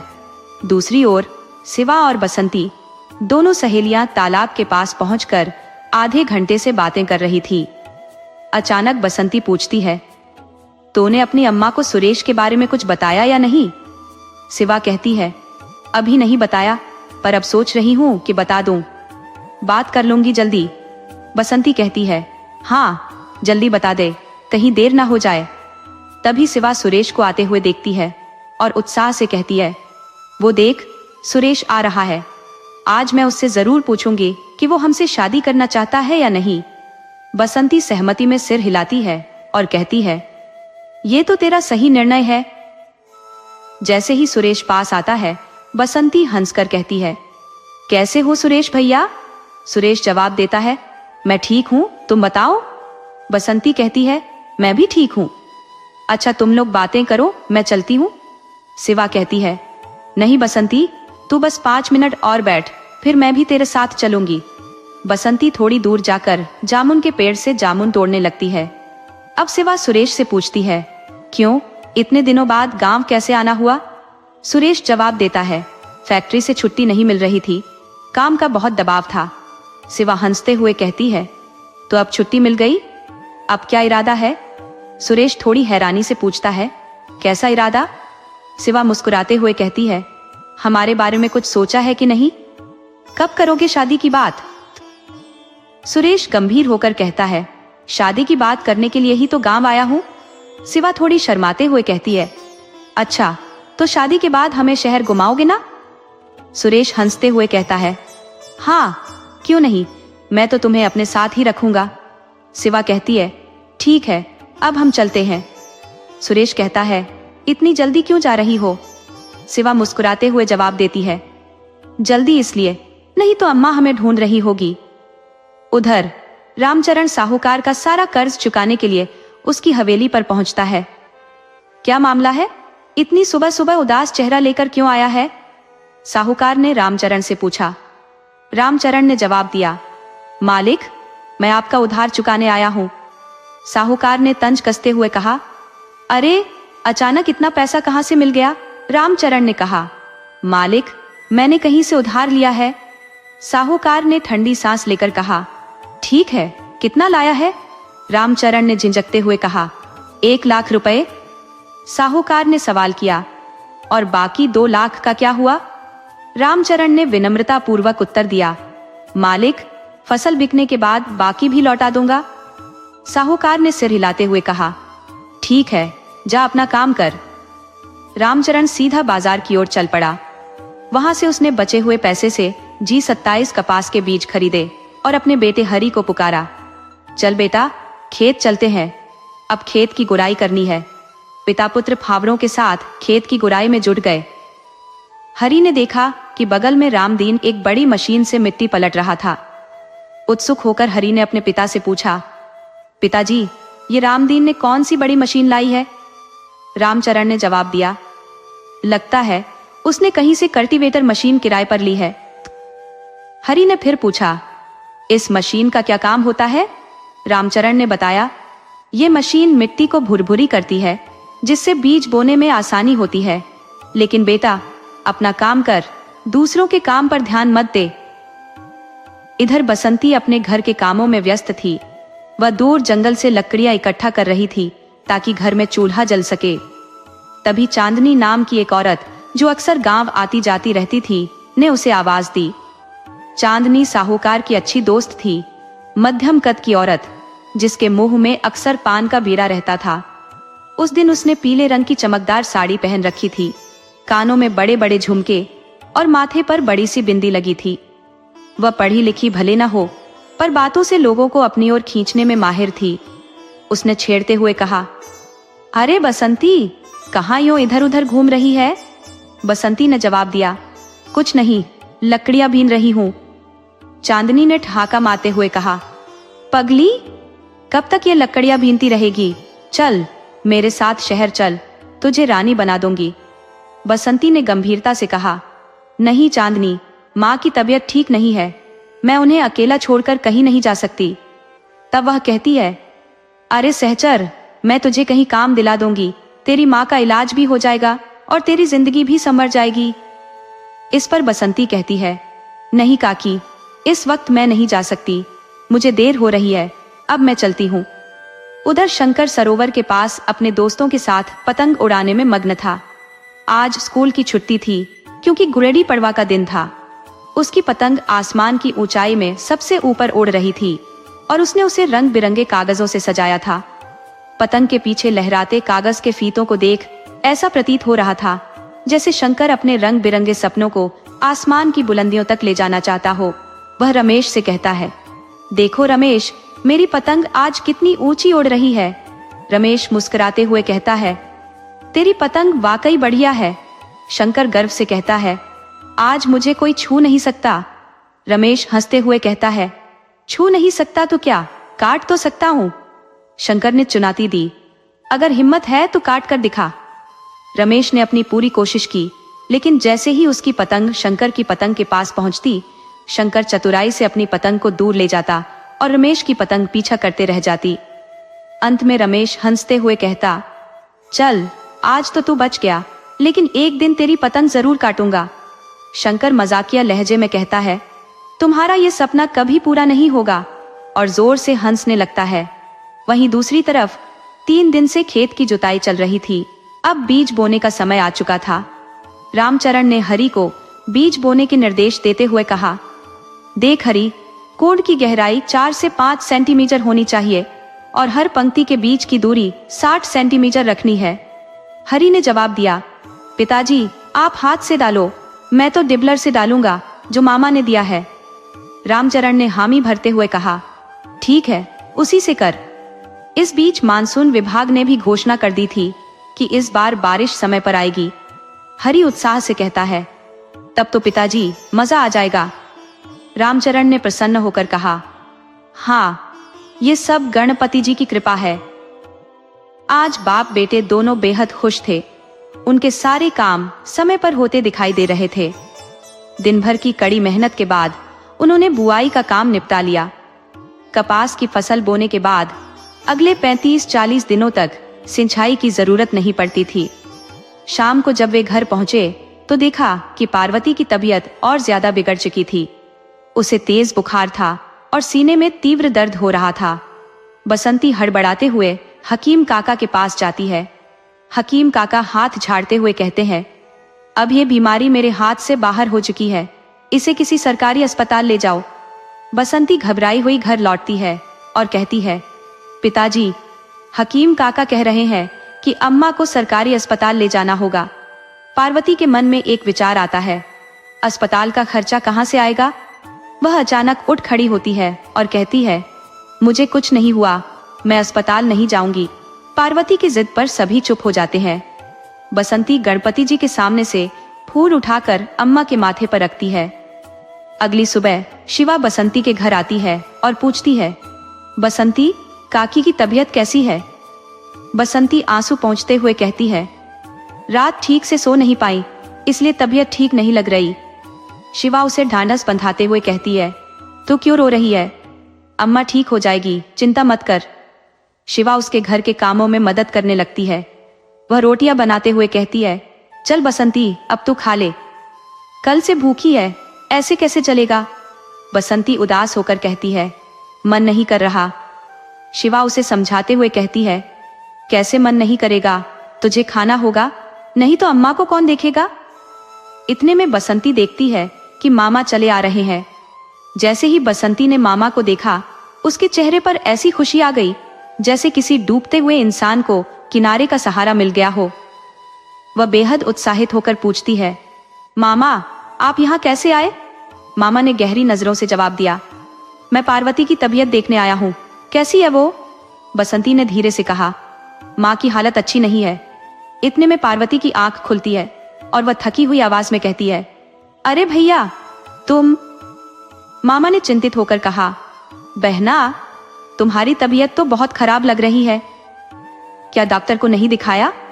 पार्वती ने कमजोर आवाज में उत्तर दिया, हाँ भैया, बहुत खांसी हो रही है और सीने में भी दर्द है, लेकिन अभी तक डॉक्टर को नहीं दिखाया। मामा ने गंभीरता से बसंती की ओर देखा और पूछा, क्यों नहीं दिखाया अब तक? बसंती ने धीमे स्वर में कहा, मामा, हम कितनी बार कह चुके हैं, पर माँ अस्पताल चलने को तैयार ही नहीं हो रही। मामा ने दृढ़ता से कहा, ऐसे नहीं चलेगा, चलो मैं खुद अस्पताल लेकर चलता हूँ। फिर मामा ने टैक्सी बुलवाई। बसंती और पार्वती को लेकर अस्पताल निकल पड़े। करीब 2 घंटे बाद नर्स ने पार्वती का नाम पुकारा। डॉक्टर ने पार्वती को देखा और तुरंत ब्लड टेस्ट और चेस्ट एक्सरे कराने का निर्देश दिया। कुछ ही समय बाद रिपोर्ट आई और पता चला कि पार्वती को टीबी है, वो भी आखिरी स्टेज पर। अब इलाज के सभी विकल्प सीमित हो चुके थे। यह सुनकर मामा के पैरों तले जमीन खिसक गई और बसंती जोर जोर से रोने लगी। वह फूट फूट कर कहने लगी, माँ, अब क्या होगा? मामा ने उसकी पीठ थपथपाते हुए कहा, मत घबराओ बच्ची, सब ठीक हो जाएगा, मैं हूं ना। पार्वती को तुरंत ईटीबी वार्ड में भर्ती करा दिया गया। मामा ने बसंती को घर छोड़ा और रामचरण को भी ढांढस बंधाते हुए कहा, चिंता मत करो, मैं हूं, अगर कोई भी बात हो तो तुरंत बताना, मैं हर हफ्ते पार्वती को देखने आता रहूंगा। रामचरण ने गहरे सम्मान से कहा, भैया, आपका बहुत बहुत धन्यवाद। अगर आप ना होते तो हम क्या करते? मामा ने हंसते हुए कहा। सब गणपति जी के हाथ में है, चिंता मत करो। इस तरह एक हफ्ता बीत गया। बसंती अपनी झोपड़ी को गोबर से लीपकर साफ कर रही थी, लेकिन उसका मन बहुत विचलित था। उसे हर चीज सूनी सूनी सी लग रही थी, मानो माँ के बिना घर में कुछ भी सही नहीं है। वह बार बार चारपाई की ओर देखती, जहां उसकी माँ हमेशा बैठा करती थी। तभी उसे रामदीन काका के घर से ढोलक की आवाज सुनाई दी। शिवा की शादी शायद तय हो चुकी थी। बसंती सारे काम समेटकर शिवा से मिलने पहुंचती है और हैरानी से पूछती है, अरे शिवा, शादी तय हो गई और मुझे बताया भी नहीं? शिवा हंसते हुए जवाब देती है, बताने ही तो आई थी उस दिन, पर तुम लोग अम्मा की तबीयत को लेकर परेशान थे। अब काकी कैसी है? बसंती का चेहरा अम्मा का नाम सुनते ही गंभीर हो जाता है। वह धीरे से कहती है, अम्मा की हालत और खराब हो रही है। शिवा चिंतित होकर पूछती है, क्या हुआ? तुम रो क्यों रही हो? बसंती दुख भरी आवाज में कहती है, डॉक्टर ने कह दिया है कि अम्मा ज्यादा दिन नहीं बचेंगी। शिवा उसे ढांढस बंधाते हुए कहती है, अरे हिम्मत रख, सब ठीक होगा, मत रो। बसंती अपने आंसू पोंछकर शिवा की खुशी में खुश होने का प्रयास करती है। गांव की औरतें शादी के गीत गा रही थी। माहौल में खुशी का रंग बिखरा हुआ था। उधर शंकर की परीक्षा का परिणाम भी आ गया था। उसने कक्षा 7वीं में प्रथम श्रेणी हासिल की थी। रामचरण गर्व से भरा था कि उसका बेटा पूरे गांव में अव्वल आया है।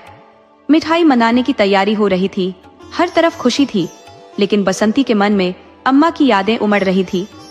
वह सोच रही थी, काश अम्मा भी हमारे साथ होती।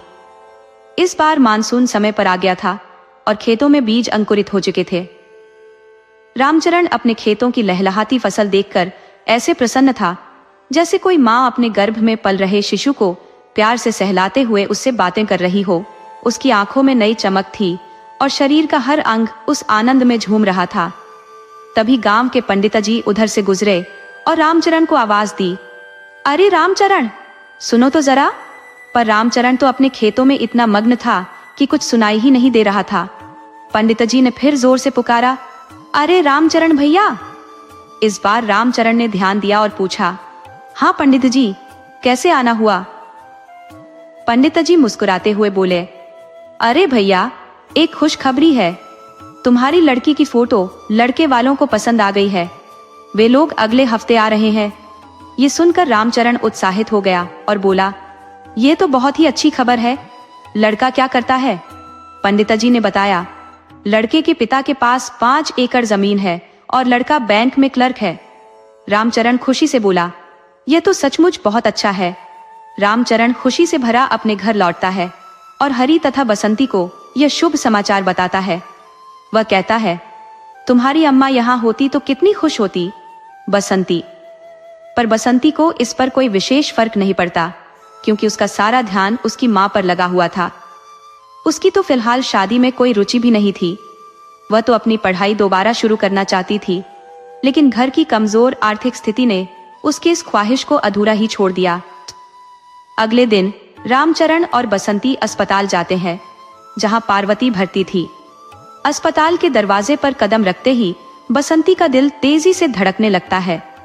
उसके मन में डर था कि पता नहीं माँ किस हालत में होगी। कहीं ऐसा न हो कि वे उन्हें छोड़कर चली जाएं। जब उन्होंने पार्वती को देखा तो रामचरण की आंखों में आंसू आ गए। रामचरण पार्वती से बोला, पार्वती, ये तुम्हारी क्या हालत हो गई है? सब मेरी गलती है। मैं अपने परिवार का ख्याल ढंग से नहीं रख पाया। मुझसे माफी मांगने का कोई हक नहीं, क्योंकि मैं तुम्हारा इलाज भी नहीं करा सका। पार्वती ने हल्की मुस्कान के साथ कहा, ऐसा मत कहिए जी, मुझे आपसे कोई शिकायत नहीं है। आपने जितना कर सकते थे किया। कुछ चीजें हमारे बस में नहीं होती। रामचरण ने अपने आंसू पोंछते हुए कहा, कल लड़के वाले हमारी बसंती को देखने आ रहे हैं। पार्वती ने यह सुनते ही कहा, ये तो बहुत अच्छी बात है। इस बार किसी भी हाल में मौका हाथ से जाने मत देना। रामचरण ने उसे तसल्ली देते हुए कहा, तुम चिंता मत करो। पार्वती ने उत्सुकता से पूछा, लड़का क्या करता है? रामचरण ने बताया, लड़का बैंक में क्लर्क है। पार्वती ने संतोष की सांस लेते हुए कहा, तो ये बहुत अच्छा है। उसने बसंती को गले लगाते हुए उसका माथा चूमा और कहा, मेरी बच्ची, भगवान तुम्हें हमेशा खुश रखे। मैं कितनी अभागी माँ हूँ जो अपनी बेटी की शादी नहीं देख सकूंगी। ये सुनते ही बसंती का दिल भर आया और वह जोर जोर से रोने लगी। उसकी माँ ने उसे संभालते हुए धैर्य बंधाया। आज वह दिन था जब लड़के वाले आने वाले थे। सुबह से ही रामचरण तैयारियों में जुटा हुआ था। उसने बसंती से कहा, बसंती, घर को ठीक से साफ कर दे और हरी, तू मिठाई ले आ। थोड़ी देर बाद राम प्रसाद, उनका बेटा राकेश और उनकी पत्नी आशा आ गई। रामचरण ने उनका स्वागत किया और सबका हालचाल पूछा। कुछ देर बाद राकेश की माँ आशा ने बसंती को बुलाने के लिए कहा। आज बसंती ने साड़ी पहनी थी जिसे उसने शिवा की मदद से पहना था। आशा को बसंती पा जाती है और मुस्कुराते हुए कहती है, हमें तो लड़की पसंद है। फिर वह राकेश की तरफ देखती है और पूछती है, क्यों बेटा, तुम्हें कैसी लगी? राकेश धीरे से उत्तर देता है, अम्मा, अगर आपको पसंद है तो मुझे भी ठीक है। इसके बाद राम प्रसाद रामचरण से पूछता है, तो रामचरण, तुम कब शादी करना चाहोगे? रामचरण जवाब देता है, जब आप कहें, मगर मैं तो फसल कटाई के बाद ही शादी कर पाऊंगा। रामप्रसाद सहमति में सिर हिलाते हुए कहता है, ठीक है, फिर हम उसी महीने में शादी तय कर लेंगे।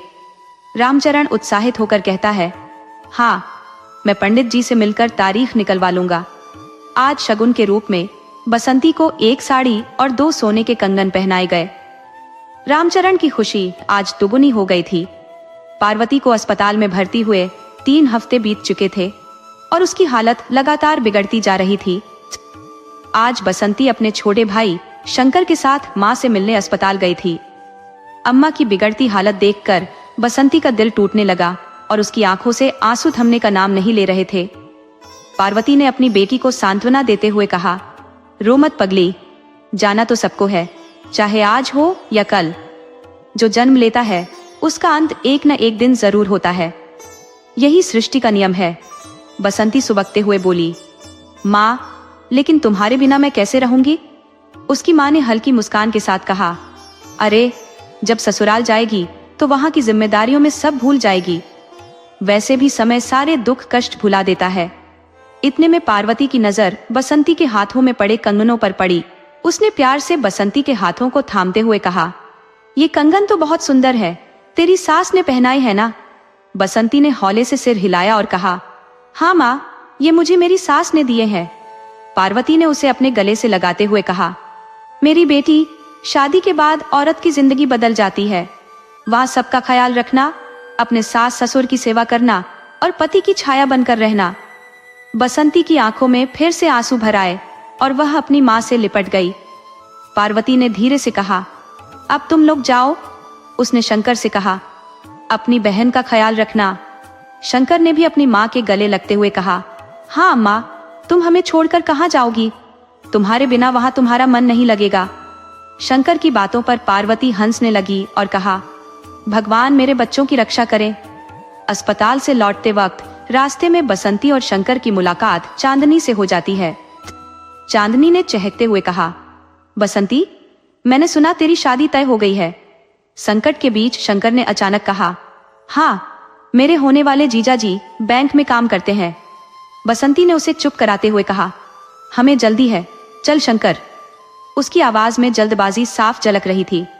बसंती ने अपने कदम और तेज कर दिए और चांदनी उसे ऐसे देख रही थी जैसे वह किसी शिकार को छोड़ते हुए शिकारी की तरह भाग निकली हो। उसकी आंखों में वह हताशा थी जो हर बार भाग्य के पीछे छूट जाने से होती है। जैसे ही बसंती घर पहुंची, एक व्यक्ति दौड़ता हुआ रामचरण के पास आया और खबर दी कि अस्पताल से फोन आया है। पार्वती अब इस दुनिया में नहीं रही। 3 महीने पूरे हो चुके थे पार्वती के ससुराल जाने के और अब वह नहीं रही। बसंती की दुनिया पूरी तरह से वीरान हो गई थी। अब उसके जीवन में अगर कोई साथी थे तो वे थे हीरा और मोती, जिनसे वह कभी कभी अपने दिल की बातें कर लिया करती थी। रामचरण और हरी दिन रात खेतों में लगे रहते थे। कपास के खेत लहलहा रहे थे और हर जगह सफेद पीले फूलों की बहार थी। वे हवाओं के संग झूमते हुए जैसे अपनी समृद्धि का गान कर रहे थे। रामचरण अपनी नई नवेली दुल्हनिया की तरह अपने खेतों को निहारा करता था। पर जैसे ही एक रात आई, रामचरण ने महसूस किया कि आकाश में कोई अशुभ संकेत छिपा है। हवाएं कुछ ज्यादा ही तेज हो रही थी, मानो कोई बड़ा संकट आने वाला हो। रामचरण बेचैन हो उठा और हरि से बोला, इतनी तेज हवा क्यों चल रही है? मुझे कुछ ठीक नहीं लग रहा, लगता है कोई तूफान आने वाला है। हरि ने उसे दिलासा देने की कोशिश की, कुछ नहीं होगा पिताजी, आप चिंता मत करो।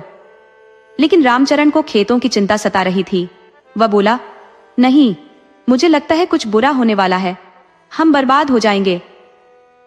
रामचरण जैसे ही खेतों की तरफ दौड़ा, उसने देखा कि हवाएं और तेज हो गई थी। उसने आसमान की तरफ देखते हुए प्रार्थना की, हे भगवान, हम पर दया करो, इस तूफान को रोक लो। तभी बिजली की कड़क सुनाई दी और बादल जोर से गरजने लगे, मानो वे भी उसे चुनौती दे रहे हों। रामचरण ने जोर जोर से चिल्लाना शुरू कर दिया। हवा और भी उग्र हो गई और हीरा मोती का छप्पर उड़ गया। मोती को भी अब लगने लगा था कि अनहोनी पास है। वह अपने पांव जमीन पर पटकर गुस्से में बेकाबू हो जाता है और हीरा बेचैनी से अंबानी की तरह दौड़ने लगता है। पलक झपकते ही हवा बवंडर का रूप ले लेती है, बिना किसी मौसम की पूर्व सूचना के। जोरदार बारिश ने आसमान को घेर लिया, मानो प्रकृति की कोई अप्रत्याशित शक्ति खेतों पर कहर बनकर बरस रही हो। बादलों की गर्जना और बिजली की चमक उस समय ऐसे लग रही थी जैसे आकाश से आग के गोले गिरकर फसलों को जलाने लगे हों। बसंती, शंकर और हरि अपने पिता के लौटने का बेसब्री से इंतजार कर रहे थे, लेकिन रामचरण कहीं दिखाई नहीं दे रहा था। सुबह की रोशनी फैलने लगी और अब तक उनके पिता घर नहीं लौटे थे। बसंती का दिल बेचैन हो गया। वह हरि से बोली, हरि, जाकर देख कि पिताजी अभी तक क्यों नहीं आए। हरि खेतों की ओर बढ़ता है और जब वह वहां पहुंचता है तो देखता है कि उसके सारे खेत तबाह हो चुके हैं। बस तूफान के बाद बचे हुए कुछ खंडहर से दृश्य बाकी थे। चारों ओर सिर्फ विनाश था और यह दृश्य देखकर हरि की आंखों के सामने अंधेरा छाने लगा। वह एक चबूतरे पर बैठकर खुद को संभालने की कोशिश करता है, लेकिन उसे ऐसा लग रहा था जैसे पूरी दुनिया खत्म हो गई हो। तभी रवि दौड़ते हुए उसके पास आता है और जोर से हरि को झकझोरते हुए कहता है, भैया, अनर्थ हो गया। हरि कुछ समझ नहीं पाता और कहता है, क्या अनर्थ? तो रवि बोलता है, आपके बाबूजी। हरि के होश उड़ जाते हैं। वह घबराहट में रवि के साथ दौड़ता है। कुछ दूर जाने पर वह देखता है कि एक पेड़ के नीचे भीड़ जमा है। पुलिस भी वहां मौजूद थी। हरि भीड़ को चीरते हुए आगे बढ़ता है और जो उसने देखा उसे देखकर उसकी आंखें फैल जाती हैं। उसके पिताजी अब इस दुनिया में नहीं थे। वह जोर से चीख उठता है, पिताजी, आप हमें अकेला छोड़कर क्यों चले गए? आपने ऐसा क्यों किया? तूफान को गुजरे 2 महीने हो चुके थे। सभी रिश्तेदार आ जा चुके थे और मामा के दिए पैसे भी खत्म हो गए थे। सरकार ने सहायता का वादा किया था, लेकिन सरकारी प्रक्रियाओं में समय लग रहा था। घर में 3 अनाथ बच्चे थे और साहूकार रोज दरवाजे पर दस्तक दे रहा था। हरि और बसंती के पास अब कोई रास्ता नहीं बचा था। हरि ने आखिरकार बसंती से कहा, बसंती, मैं शहर जाकर काम ढूंढूंगा, यही एकमात्र रास्ता बचा है। हरि ने गहरी सांस लेते हुए कहा, कब तक हम मामा के सामने हाथ फैलाते रहेंगे? बसंती ने सहमति में सिर हिलाया, तुम सही कह रहे हो। हरि ने शहर जाने की तैयारियां शुरू कर दी। तभी पंडित जी आ गए। हरि ने आश्चर्यचकित होकर पूछा, पंडित जी, इस समय कैसे आना हुआ? पंडित जी थोड़ी हिचकिचाहट के साथ बोले, बेटा, बात कहने में संकोच हो रहा है। हरि ने आग्रह किया, कहिए पंडित जी, कुछ मत छुपाइए। पंडित जी ने धीरे से कहा, राम प्रसाद जी अब तुम्हारे घर से रिश्ता जोड़ने को इच्छुक नहीं है। उन्होंने अपने सोने के कंगन वापस मांगे हैं। हरि ने शांत स्वर में कहा, हाँ, इसका तो अंदाजा था, हम पहले से ही तैयार थे। उसने बसंती को आवाज दी। बसंती, जो सब कुछ सुन रही थी, बिना किसी सवाल के कंगन उतारकर पंडित जी को दे देती है, लेकिन खुद को संभाल नहीं पाती और अंदर जाकर सिसकियों में डूब जाती है। हरि उसे पास बुलाकर दिलासा देता है, बसंती, हम अनाथ नहीं है, मैं हूं ना, सब ठीक हो जाएगा, चिंता मत करो। वह उसे गले लगाकर चुप कराता है। बसंती ने अश्रुपूरित आंखों से कहा, भैया, हम अब अकेले रह गए हैं, हमारा कोई नहीं बचा। हरि ने मुस्कुराते हुए कहा, पगली, ऐसे नहीं कहते, मैं हूं ना, सब ठीक कर दूंगा। शंकर का ध्यान रखना, वह अभी बच्चा है। मैं शहर जाता हूँ, कुछ काम ढूंढूंगा। हरी मामा के घर जाकर मजदूरी के लिए चौराहे पर खड़ा हो जाता है। पूरे दिन के इंतजार के बाद भी उसे कोई काम नहीं मिला। थक हार कर, निराश होकर वह मामा के घर लौट आता है। मामी उसे सांत्वना देती है, परेशान मत हो बेटा, आज काम नहीं मिला तो क्या हुआ, कल जरूर मिलेगा। चलो अब कुछ खा लो। उधर बसंती सांझ के भोजन की तैयारी कर रही थी, तभी साहूकार आ धमका। उसने तिरस्कार भरे स्वर में कहा, तुम्हारा भैया कहाँ है? बसंती ने विनम्रता से जवाब दिया, वह तो काम की तलाश में शहर गए हैं। साहूकार ने कड़े शब्दों में कहा, तुम्हें पता है ना, तुम्हारे पिता ने मुझसे कर्ज लिया था, मुझे 1 हफ्ते में अपना पूरा पैसा चाहिए।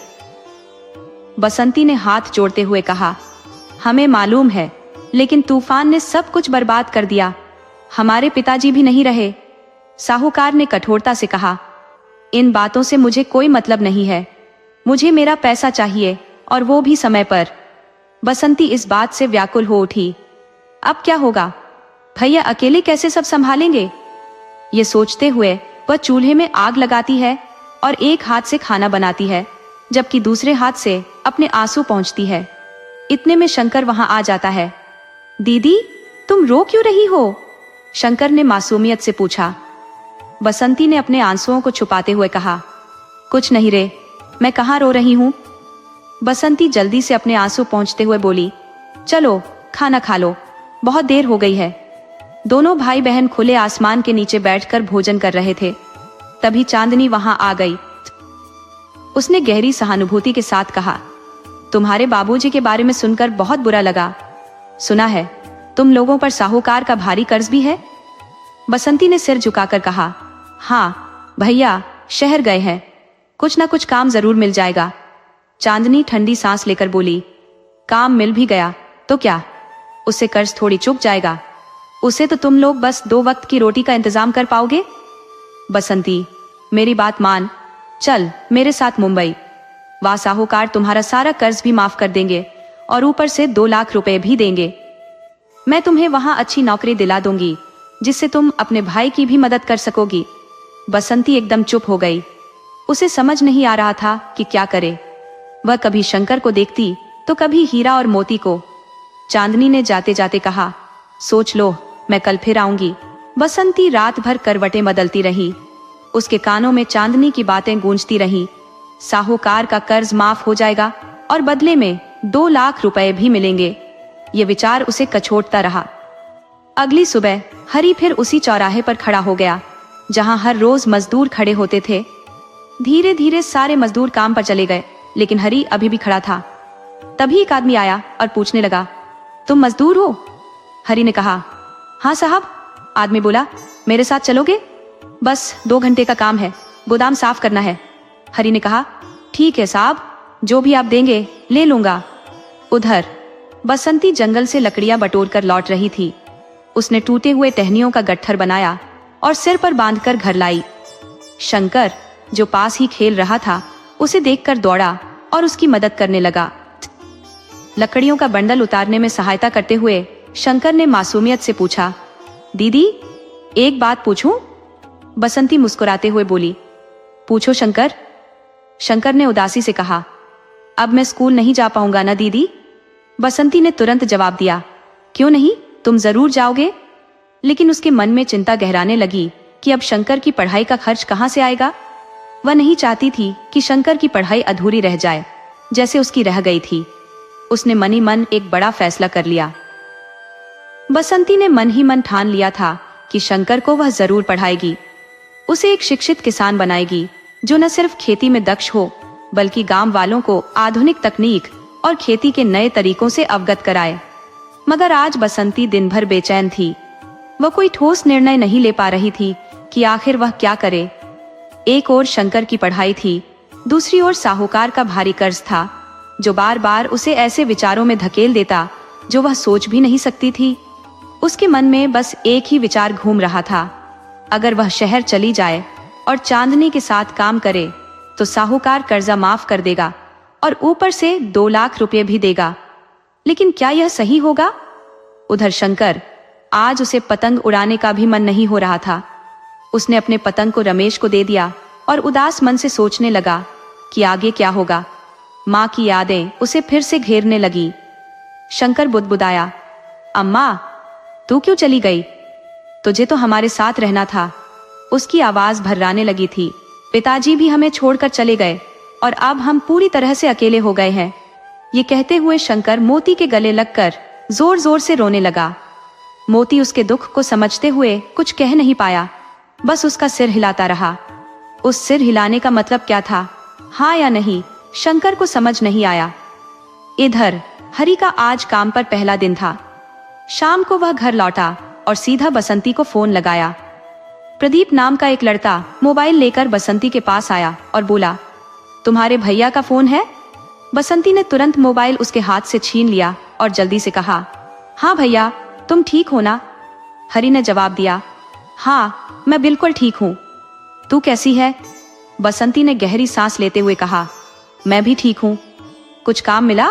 हरि ने शांत स्वर में कहा, हाँ आज एक छोटा काम मिला था, तो चिंता मत कर, सब ठीक हो जाएगा। शंकर क्या कर रहा है? बसंती ने जवाब दिया, वो हीरा और मोती के पास है। हरि ने कहा, अच्छा ठीक है, तू अपना ध्यान रखना।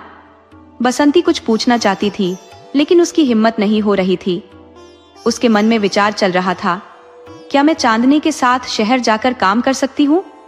आजकल तो लड़कियां भी काम करती हैं। अगर मैं भी काम करके भैया की मदद कर दूं तो इसमें क्या बुराई है? साहूकार का कर्जा खत्म हो जाएगा और शंकर अपनी पढ़ाई भी पूरी कर सकेगा। रात भर यही सोचते सोचते बसंती ने एक निर्णय लिया।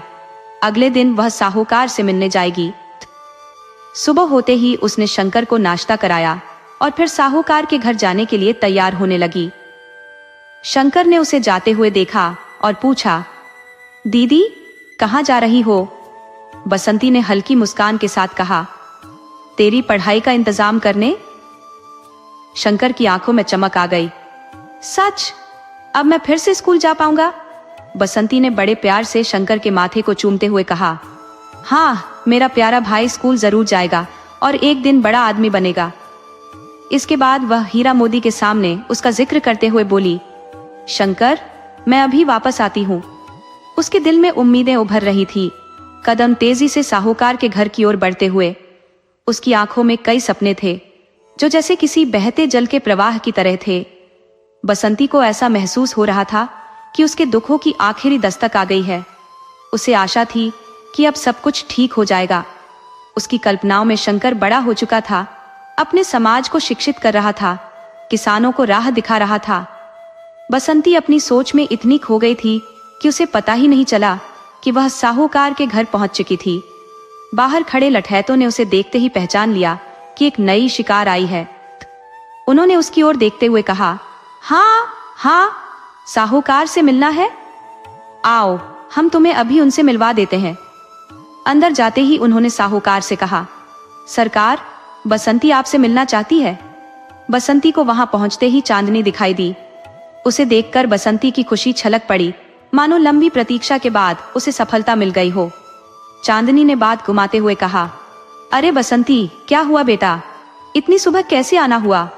बसंती ने तुरंत जवाब दिया, आपने कहा था ना कि मुझे शहर में काम दिलवाएंगी। चांदनी ने मुस्कुराते हुए कहा, हाँ मैंने वही कहा था। तो क्या तुम तैयार हो? बसंती ने पूरे विश्वास के साथ कहा, हाँ मैं पूरी तरह से तैयार हूँ। अगर साहूकार हमारे कर्ज माफ कर दे तो?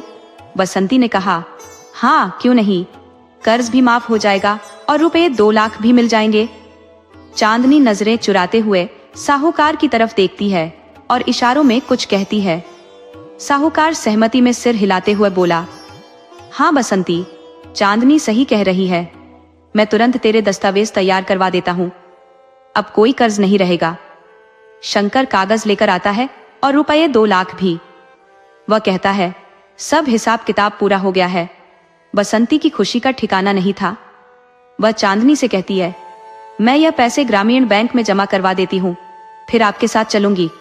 चांदनी मुस्कुराते हुए कहती है, हाँ बेटा अपना काम निपटा लो, कोई जल्दी नहीं है।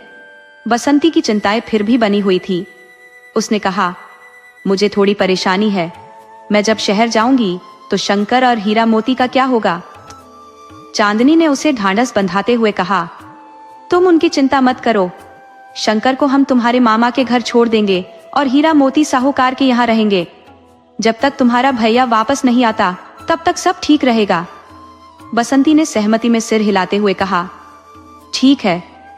चांदनी ने प्यार से उसके बाल सहलाते हुए कहा, 2 बजे की बस है मुंबई के लिए, तब तक सारा काम निपटा लेना। बसंती ने सिर हिलाया और सीधे बैंक की ओर चल पड़ी। वह अपने पिता रामचरण के खाते में पैसे जमा करवाना चाहती थी। उसने बैंक कर्मी से कहा, भैया, मेरे पिताजी अब नहीं रहे, ये पैसा मेरे भाई हरि को मिल जाएगा। बैंक कर्मी ने जवाब दिया, हाँ, नॉमिनी में हरि का नाम है, तुम बस अपने पिता का मृत्यु प्रमाण पत्र जमा करवा दो। बसंती ने कहा, वह तो हरि ही जमा करवा पाएंगे।